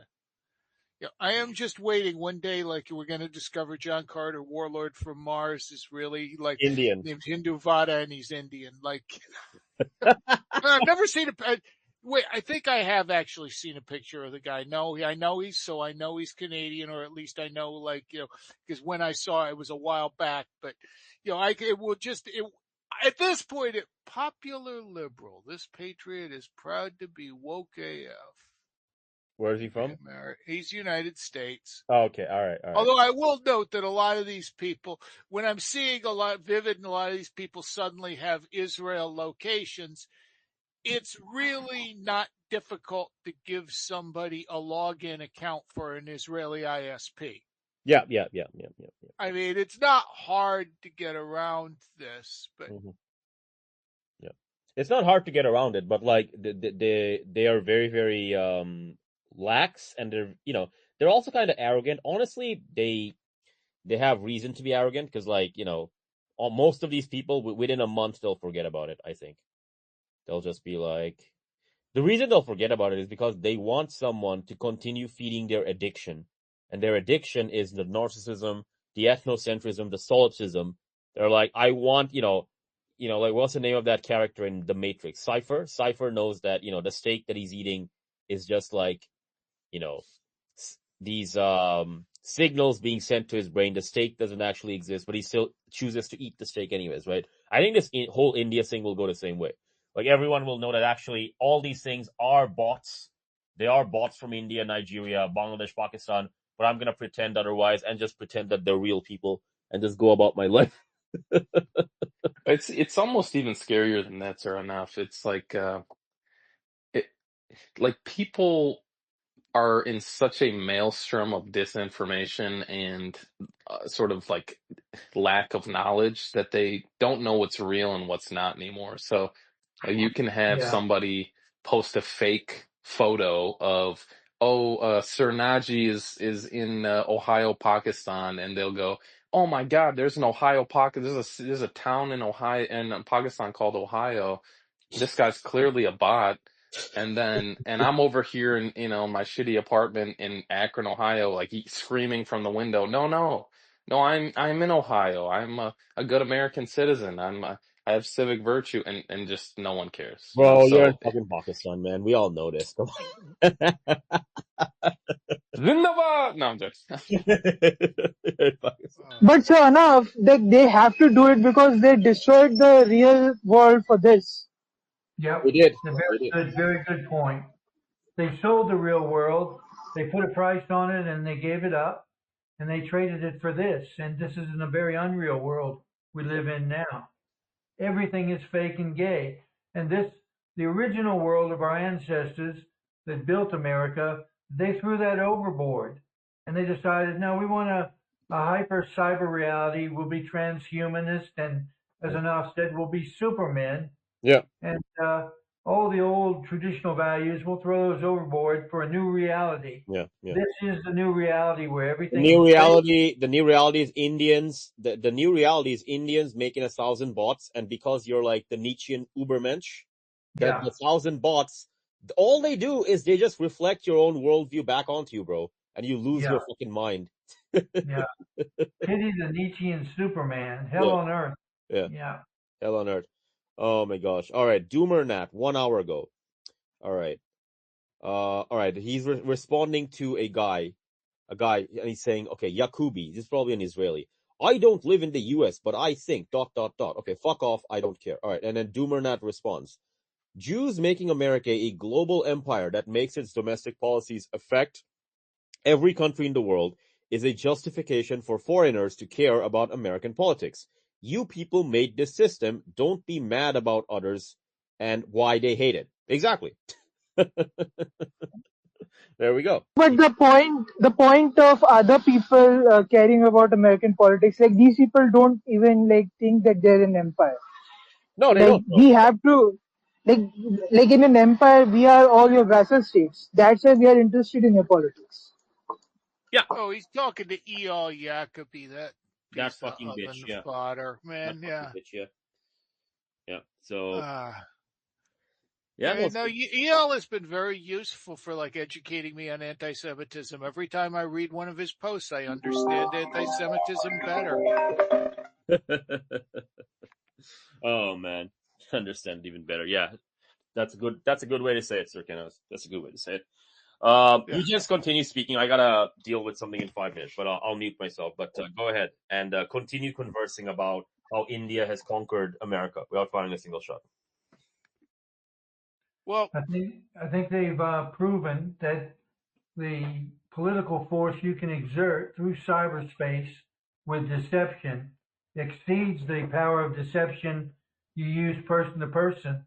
People have been using deception for thousands of years, but when you amplify it with the internet, you can steer whole continents with political ideas.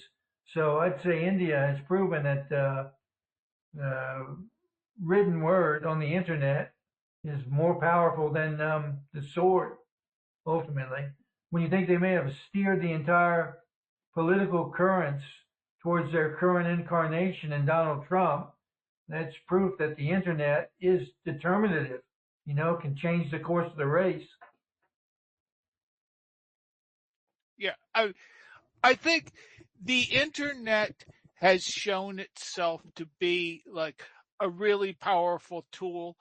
I think that's why you saw this enormous effort from like 2015 to for the government to try to get control of the internet. That's Yeah. why they freaked out so badly when Elon Musk said he wouldn't play. Yeah. Because In nature, animals use camouflage and deception. They appear as an animal they're not. Insects have two eyes printed on their wings. Deception is used throughout the animal kingdom. When you amplify it digitally, where one guy can pretend to be a whole horde of political ideas or even a political organization by himself, the internet becomes the most powerful tool in the world. If you use it in such a fashion, you fool people into believing you're something that you're not. And this was pretty remarkable between Pakistan, India, and Nigeria. Ended up steering the direction of conversations in politics from the other side of the planet. That's pretty incredible. I think that's what scared them the most is like drones, the internet is a really cheap weapon. Yeah. It doesn't, for the, let's say it costs several million, our missiles are costing, say, anywhere from $5 to $15 million each.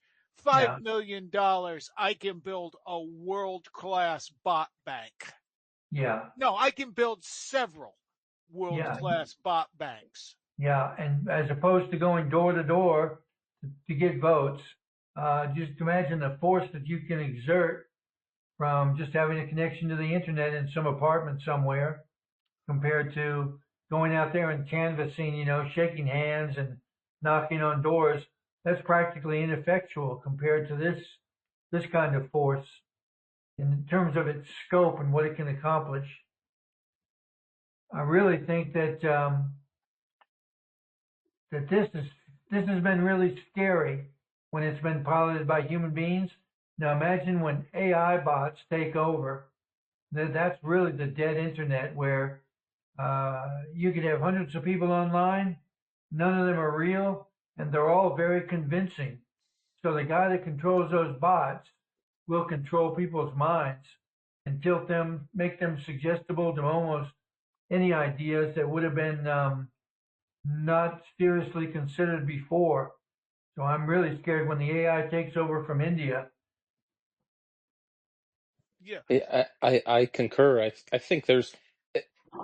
I don't often say this, but Joseph Goebbels needs a lot more credit because he didn't have the internet to use his propaganda techniques and sharpen them and create massive propaganda in the German Reich. I mean, he had to do it the old-fashioned way, and that's no longer the case. Any random Tom, Dick, and Harry in Nigeria or India or Pakistan can essentially create a Joseph Goebbels structure Right. and steer millions of Americans or gullible Westerners Yeah. to unspeakable deeds. But Hitler uh, but blew up.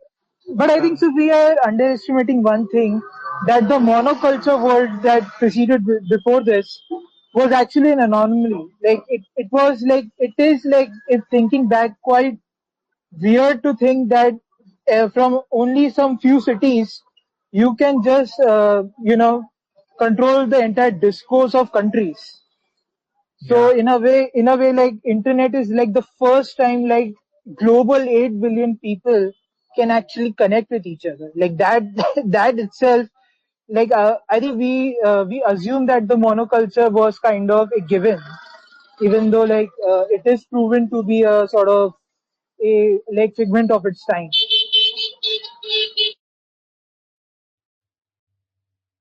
Unicab. Mm. Hello? It sounds like the busy streets of Hyderabad is what that sounds Right. like. Mumbai. Sorry, I'm on the road. Mumbai, Yeah, I'm sorry. on the road. Sorry. Okay. You're not trying to drive while you talk, are you? No. Walking on the street. Okay. No driving. It's a big city, Sir Cleveland. Mumbai's a big place. So people are honking and doing all kinds of I stuff. was just gonna add to that. I want to hear from the other speakers, but I was just gonna add to that the amplification of force in this way through digital means, where you can not only create a fake viewpoint and fake discourse, you can document it with AI to create fake photos, fake evidence, fake outrage stories, fake attacks, fake news of all kinds to back up the position you're pushing. The notion of a balance of people, which is underlying the whole Western civilization, the notion of one person's speech should be as free as another's. One person's viewpoint should be heard just like everyone else's. You no longer have that balance because of this amplification of force, combining deception and the tools of the internet, mass communication. One person can exert a force which is greater than that of a million people if he knows how to use the tools. And I don't see that as ending well at all. Because when you ask who is the most motivated person to control what others think and what they vote for and what they do, it will always be the psychopath. The psychopath is the most motivated. He's the guy that's going to figure out how to use those tools or get somebody to use them for him to push a viewpoint which is inherently very destructive. That's all I wanted to say about that. Yes, and I think you, Sir Cleveland, that's a great point. I think you're already seeing that in how the Israelis have a intense propaganda web Yep, and are yep, trying to essentially mind control the yep. West. via victimization and Yeah, pity and whatnot, and right. and supremacy, Yeah, and so we're seeing that play out. I mean, I have friends, I have relatives who grew up with Palestinians, very close ties with Palestinians. The imam of our mosque was a Palestinian man. yeah, His son, we knew his son and grew up with him. Plenty of other Palestinians in our orbit. And a year and a half into this brutal ethnic cleansing, you show them pictures and they go, "Oh, well, I mean, it's self-defense, right? Israel has a right to exist." And it's like, dude, how how is this possible? And you're starting to elucidate that for me, that how this is possible is yeah, intense propaganda and right. the subversion of the essentially the human soul, and Yeah. it is scary. Human society is dominated. It has leadership composed entirely of people with less brain, not more brain, less brain. When you're born without frontal lobes and the capacity for self-criticism, for self-reflection, and we got a lot of people like that, and they're not all Jewish either. We got people across the spectrum. They don't have frontal lobes. They never ask themselves, is what I'm doing wrong? Am I wrong? Am I guilty? The frontal lobes are called the seat of civilization for a reason.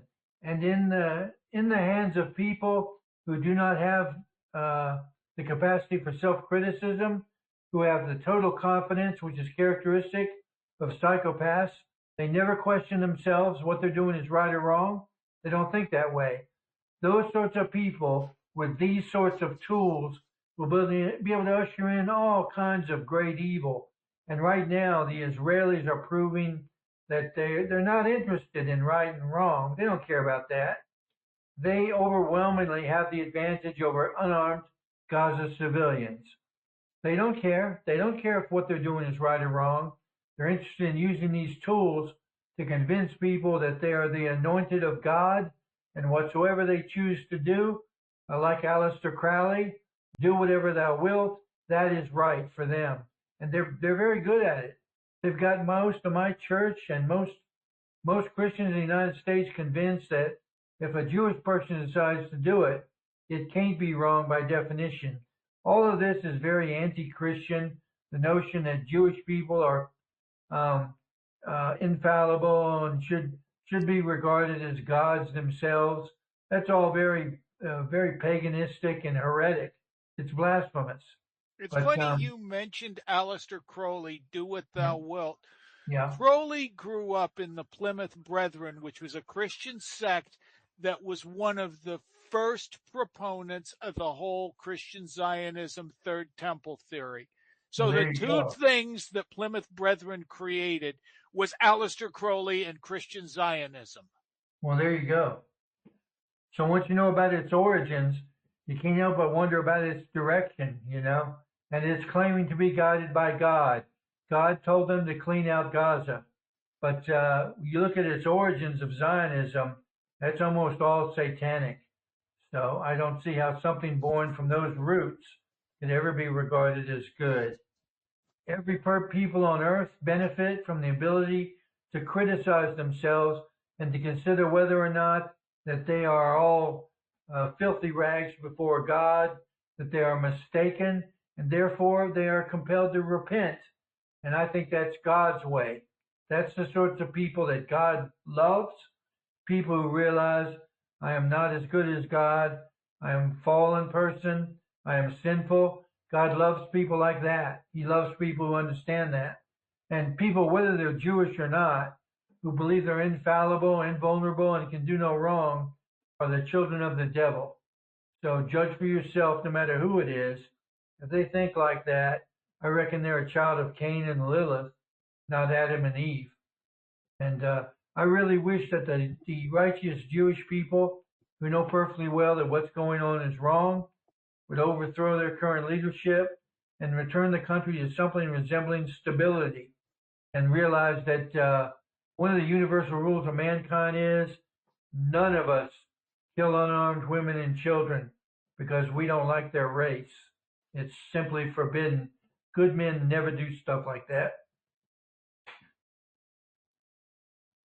No, I mean, I think the thing I find funny, and I've noticed they've pulled back on it a little bit, was the Jews screaming about how they hated white people and how America was this horrible, horrible place. When you look at Jewish history, America is quite arguably the least anti-Semitic Jewish home ever. Yep. I Yep. mean, when you look at the history of anti-Semitism in Yep. America, It's been a number of utopia. people killed in pogroms, Yep.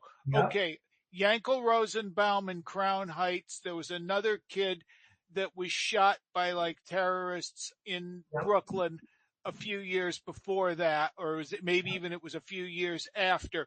But I mean, and Leo Franken, if you do a little research, you probably will come to the conclusion that the Leo Frank hanging was entirely justified.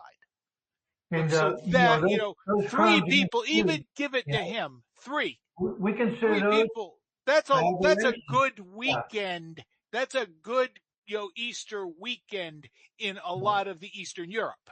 That's right. So in this America, is like, we've always recognized that killing people for the circumstances of their birth or their ethnic membership is wrong. We recognize that. Just like we know killing women and children is wrong. And anybody that breaks these rules is un-American. Because in America, we value the individual and individual autonomy, and no one should ever be convicted because of their bloodline. Nobody should ever be convicted of anything. But you'd think with the Jewish experiencing a virtual utopia, a golden age in America, they would love their country. They would appreciate that we have laws there, that we value human life even when it's overseas or in other nations. We don't think it's right no matter where it goes on. And for Jews to resent that at home and tell them we need to fund their campaign to exterminate all the people in Gaza and get angry and call us anti-Semites when we say, no, that's monstrous. I don't want my money going to fund that. It's not us that's wrong. It's the Jewish people or the Israelis. They are the ones who are wrong, not us. And you know what? If they can't accept that they make mistakes and they fall short of the glory of God, maybe they're not even really Jewish. We should think about that. Sir Cleveland, you should listen to that rabbi on the podcast. He's like, well, look, there's only 8 to 15 million real people on the planet. The remaining 8 billion something are goyim. Yeah.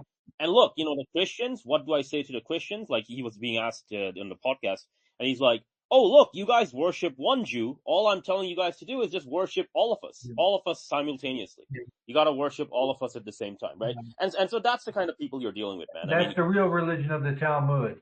The Talmud is racial worship. It's the flip side of the Nazis worshiping the white race. The Talmud's just the flip side of that. And at no point in the inspired word of God is there any mention of God being preferential to blood. He doesn't let people into heaven because of their blood. Rather, it's your faith which redeems you. In both Christianity and the other monolithic religions, it's faith. That's why those religions are far advanced ahead of paganism. Pagans believe that blood is the only thing that matters.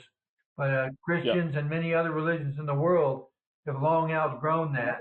Apparently, there are Jewish people who think they can retain the old world pagan serpent worship religion that God condemned in the Bible, and they're still going to go to heaven. A lot of them don't believe in heaven, by the way. 3/4 of Jewish people are atheists. They worship themselves. If that isn't Cleveland, but God, they're atheists, Sir Cleveland, but God, they're atheists, but God still promised them Palestine. Yeah. Those two things are simultaneously true. How does that work? I don't know. I have an interesting. Sorry. Go. No, I was just saying that, to that rabbi, don't any Christian can say that Christians worship dead Jews, the people in the Holocaust, Jesus Christ. So what is he wishing for exactly? Oh yeah.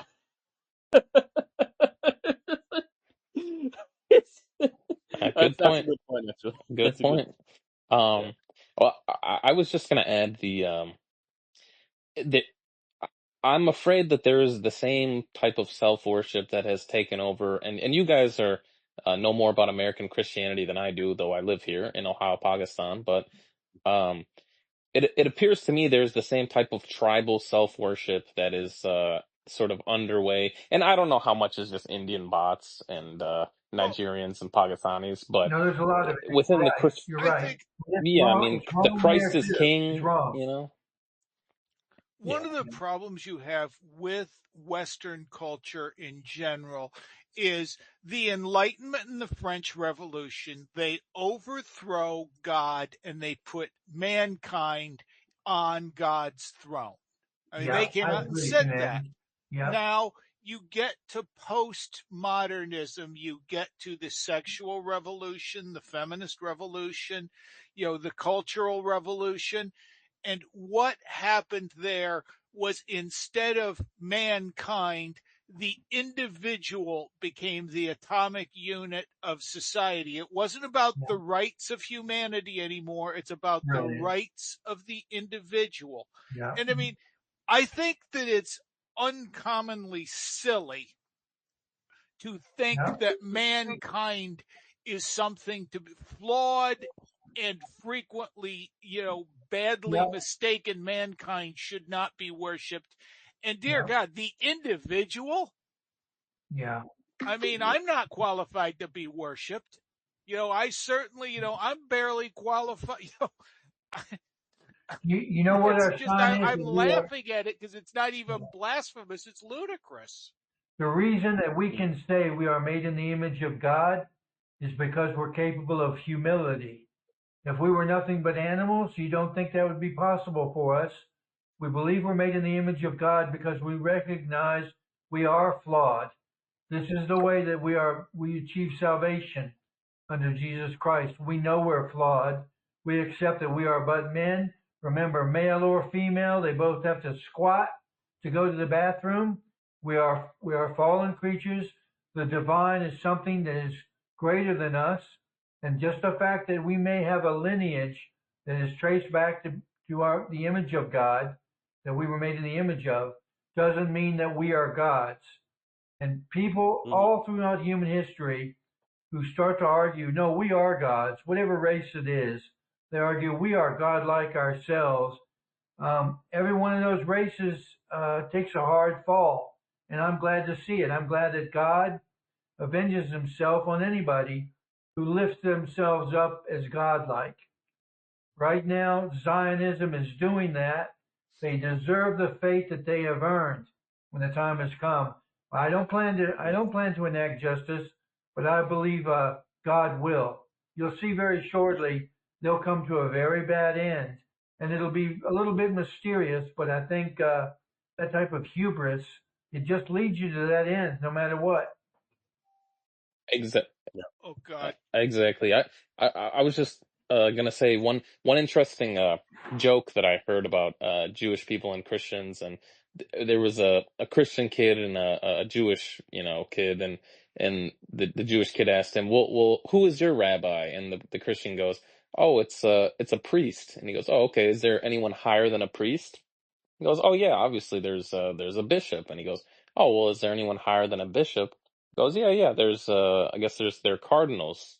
And then he goes, well, is there anyone higher than a cardinal? And he goes, uh, well, yeah, there's the Pope. And then he goes, well, is there anyone higher than the Pope? And he goes, yeah, Jesus Christ. And the Jewish kid goes, well, look, that you glad to make your acquaintance. You're worshiping a Jew, and it's Yeah, like, well, that kind of tribalism is just insane, right? It's like you only care about Jewish people.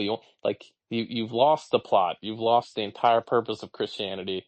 You think that you are special, and yeah, uh, and the Indian bots will reflect that hubris right back at you 100,000 times. So, yeah.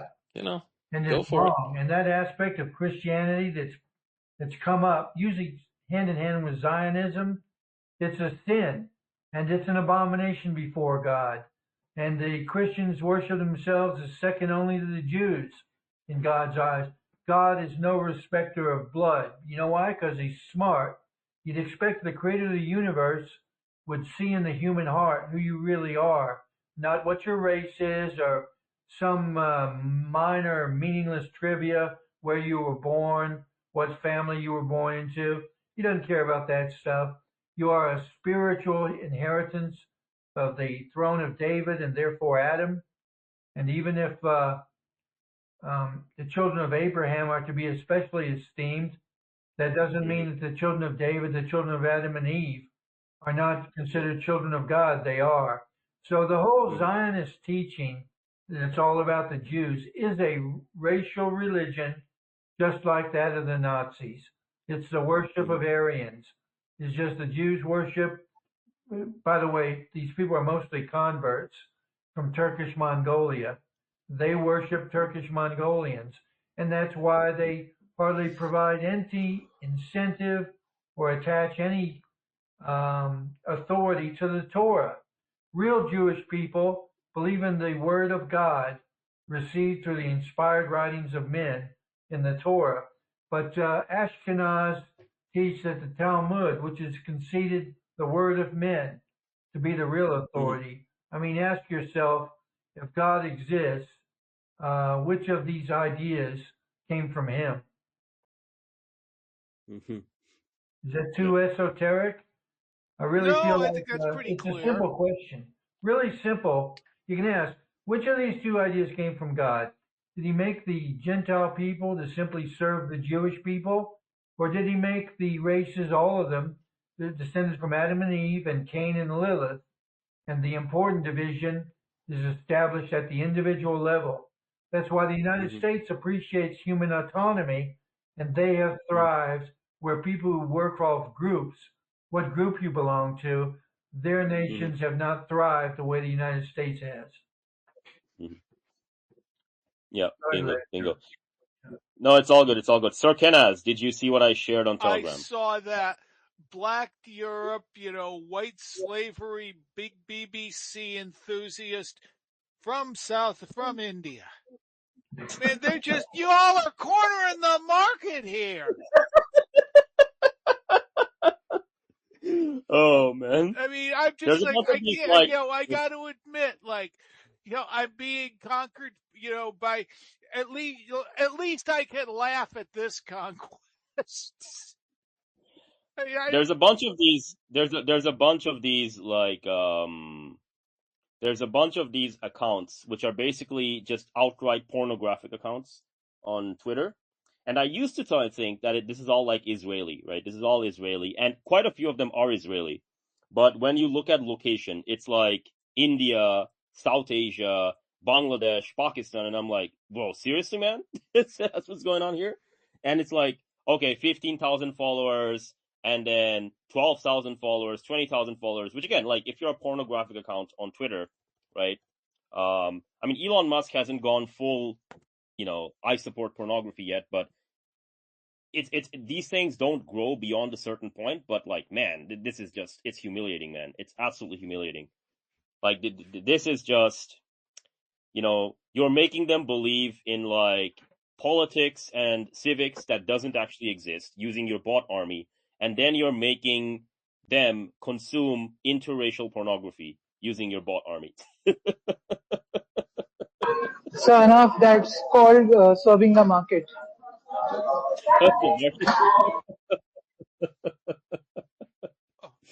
Yeah, I mean, at least this particular aspect of the global collapse, I've been able to get some laughs out of. I mean, it's like, everywhere I'm turning, it's like, woke AF American liberal from South Asia. BBC enjoying white European girl from South Asia. Yeah. Open borders, and then it's like a pornography scene. Open borders, white defeat. Open borders, white defeat, pornography scene. This location, located in India. App Store, India. Yeah, I mean, it's like, I gotta give credit, I understand now. I know one of the reasons they started cracking down hard on misinfo and disinfo on the internet was they were afraid that once you saw the Arab Spring work successfully, they were smart enough to figure out, well, pretty much any country can do this. What they didn't count on was pretty much anybody with like a few $100s can do this. Yeah. Yeah. Yeah. I mean, I'm Yeah. impressed. I am impressed. It's the ongoing shitification of social media. What has AI done for social media? You used to have to write these really like heartwarming, like glurge stories about the little girl with one eye and how she got an operation funded thanks to this biker gang thing. They just pump them out with AI. I'd say at this point, a good 30 to 40%, and that's a conservative estimate of the stuff on Facebook today is AI. Mm-hmm. Mm-hmm.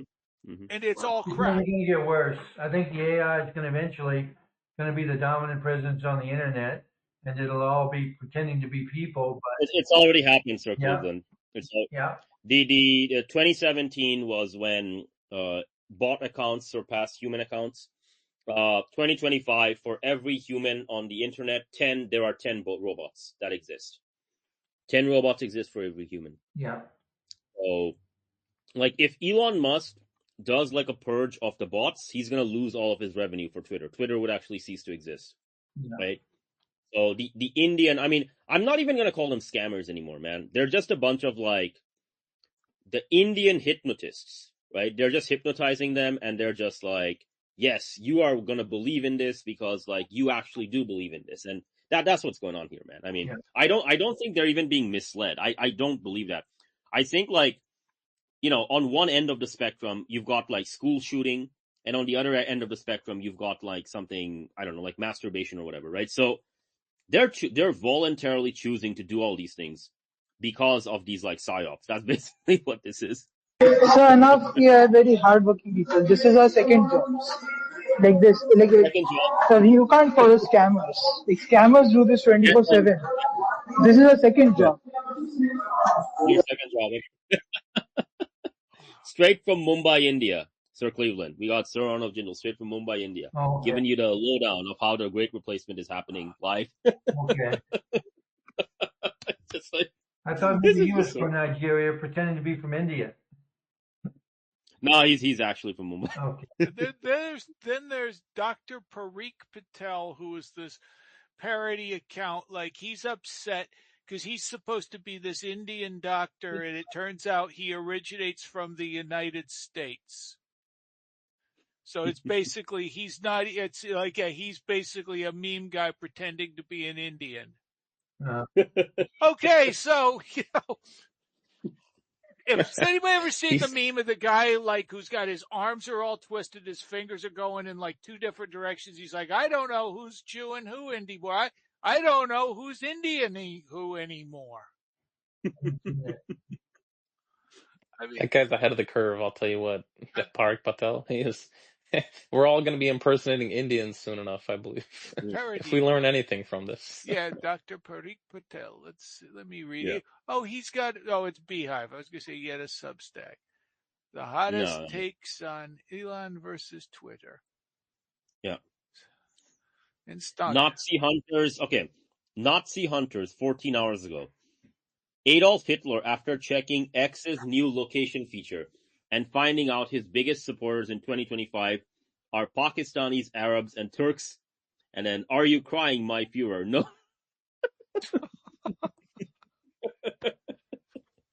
Oh my God. Okay, to be fair, like Hitler didn't really have a problem with Indians. Yeah. I mean, that was Alex Noraste. Face it, Americans, Bangladeshis are simply better at you writing nationalist slop than you ever would be. It is pretty. Oh my gosh. All right. Just Oh man, just end it, man. Just like get replaced. This is too much, man. This is too much. Yeah, this All right. is truly amusing. I gotta admit, I'm still, are you entertained? Yes, I am entertained. Yes. All right. All right. So some serious news. All right, we've been having too much fun. All right, let's have some serious news. Okay. More Americans are getting their power shut off than any time in the country's history, as unpaid bills pile up and some heating costs for the winter are expected to hit nearly $1,000. All right. And 23 minutes ago, the U.S. to reportedly begin covert ground operations in Venezuela to destabilize Maduro, per Fox News. All right, interesting. So they're going to start, basically. Yeah. How do you do, fellow patriots? This needs to be, you know what? Hang on a second. Sir Kenaz, I got the perfect image for you. You can make this. I'll try to find a better image, but like, this is a good image. I'll put it in the chat. How do you do, fellow patriots? You can also use that one where I said, Allied forces have liberated Washington, D.C. You can use that as well. But you can use voice recognition, and you can just turn yourself into a blonde lady. Even if you don't have the voice or don't have the face, you can do that now with like AI. Yeah. Okay, I also did check Femboy Fitness. It was verified since December 2024. He's probably only paying $200 a month. I mean, of course, being in Israel, he waited till the price went down, but that's... Lord, I apologize for that joke. But it's like, still, okay, so we have like Femboy Fitness, like, yeah, meet capitalism, people. You wanted unbridled capitalism, and you got people jumping in everywhere there's a dollar to be made.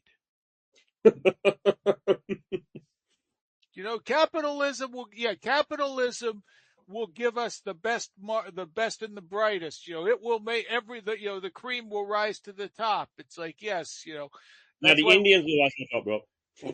Yeah. Oh man, the fucking Indians, man. Yeah. Too much socialism. You get Chinese communists showing up and conquering you. Too much capitalism, and you get the Indians like mind controlling you, and like you just voluntarily give the country over to them. Sir Cleveland, pick one.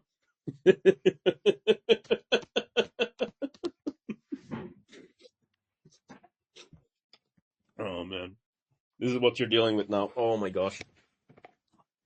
Yeah, I mean, I don't know what's gonna happen next, man. Honestly, I think people are just gonna forget.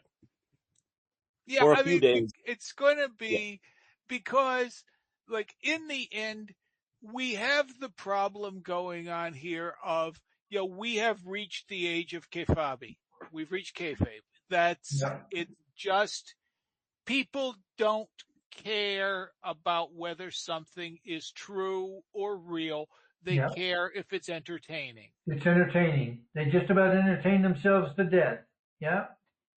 I mean, they're just going to be just as happy. And now, Sir Cleveland, we got to go to the next step. They've entertained themselves to death, and now they're going to give their entire inheritance to the Indians. Yeah. Indians are going to get the country for free. Not their kids, not their grandkids, who they hate. Nope. It's the Boomer Jeet Kike alliance. Yeah. The Jews get it, and the Indians get it. They get the land, and they get the money. Not their kids and their grandkids. That's what's going to happen. Yeah. It's ridiculous, man. 2026 is going to be very interesting times, and I advise all people listening my same advice, no matter what one of these conferences I'm on, is put up food. Put up food. It's going to be interesting. I put up a link yesterday to show BlackRock now controls the entire meat industry and the pharmaceuticals industry in the United States. So whoever you are, wherever you are, put up food. These are all signposts that very interesting times are coming. So I recommend people get ready. Now that MAGA is disintegrating, it's probably going to be dead by December. And I don't know what's going to happen to Trump. If he's going to serve out his term, there's whispers that may not happen. But regardless, whoever you are, I recommend you store food. It's going to be very interesting next year. Yeah. Very interesting. Yeah, With I that mean, being I do wonder at this point. I had been like, I figured we would have a 2026 and a 2028 election, or that the odds were in favor of that happening, and that, like, no elections in 2028 or 2026 would be an outlier. I'm not really so sure of that anymore. Yeah. Even I'm the optimistic doomer of this team, and like, my optimism is getting sorely tested. Yeah. I've got to go buy some more beans. I'm going to get beans today. There we go. Walmart's There we got go. a sale on 8-pound bag of beans. I'm going to buy some more. So I recommend Okay. others do the same. If you have expendable currency, rather than turn it over to an Uber driver to bring you lunch, go out and buy some staples. Fair enough. Fair enough. Yeah. So Sir Cleveland's got to go buy some beans. He's gonna do some errands and stuff. So he's gonna be leaving us. Honestly, Sir Kenaz, I think 2 hours is more than enough. What do you say we end it off here? And yeah, this is gonna be the part 2 to that series we started. It's bots all the way down. And yeah, no, let's end it there. And thank you everyone for tuning in. And yeah, remember, as always, the doom cometh. Your soul is mine.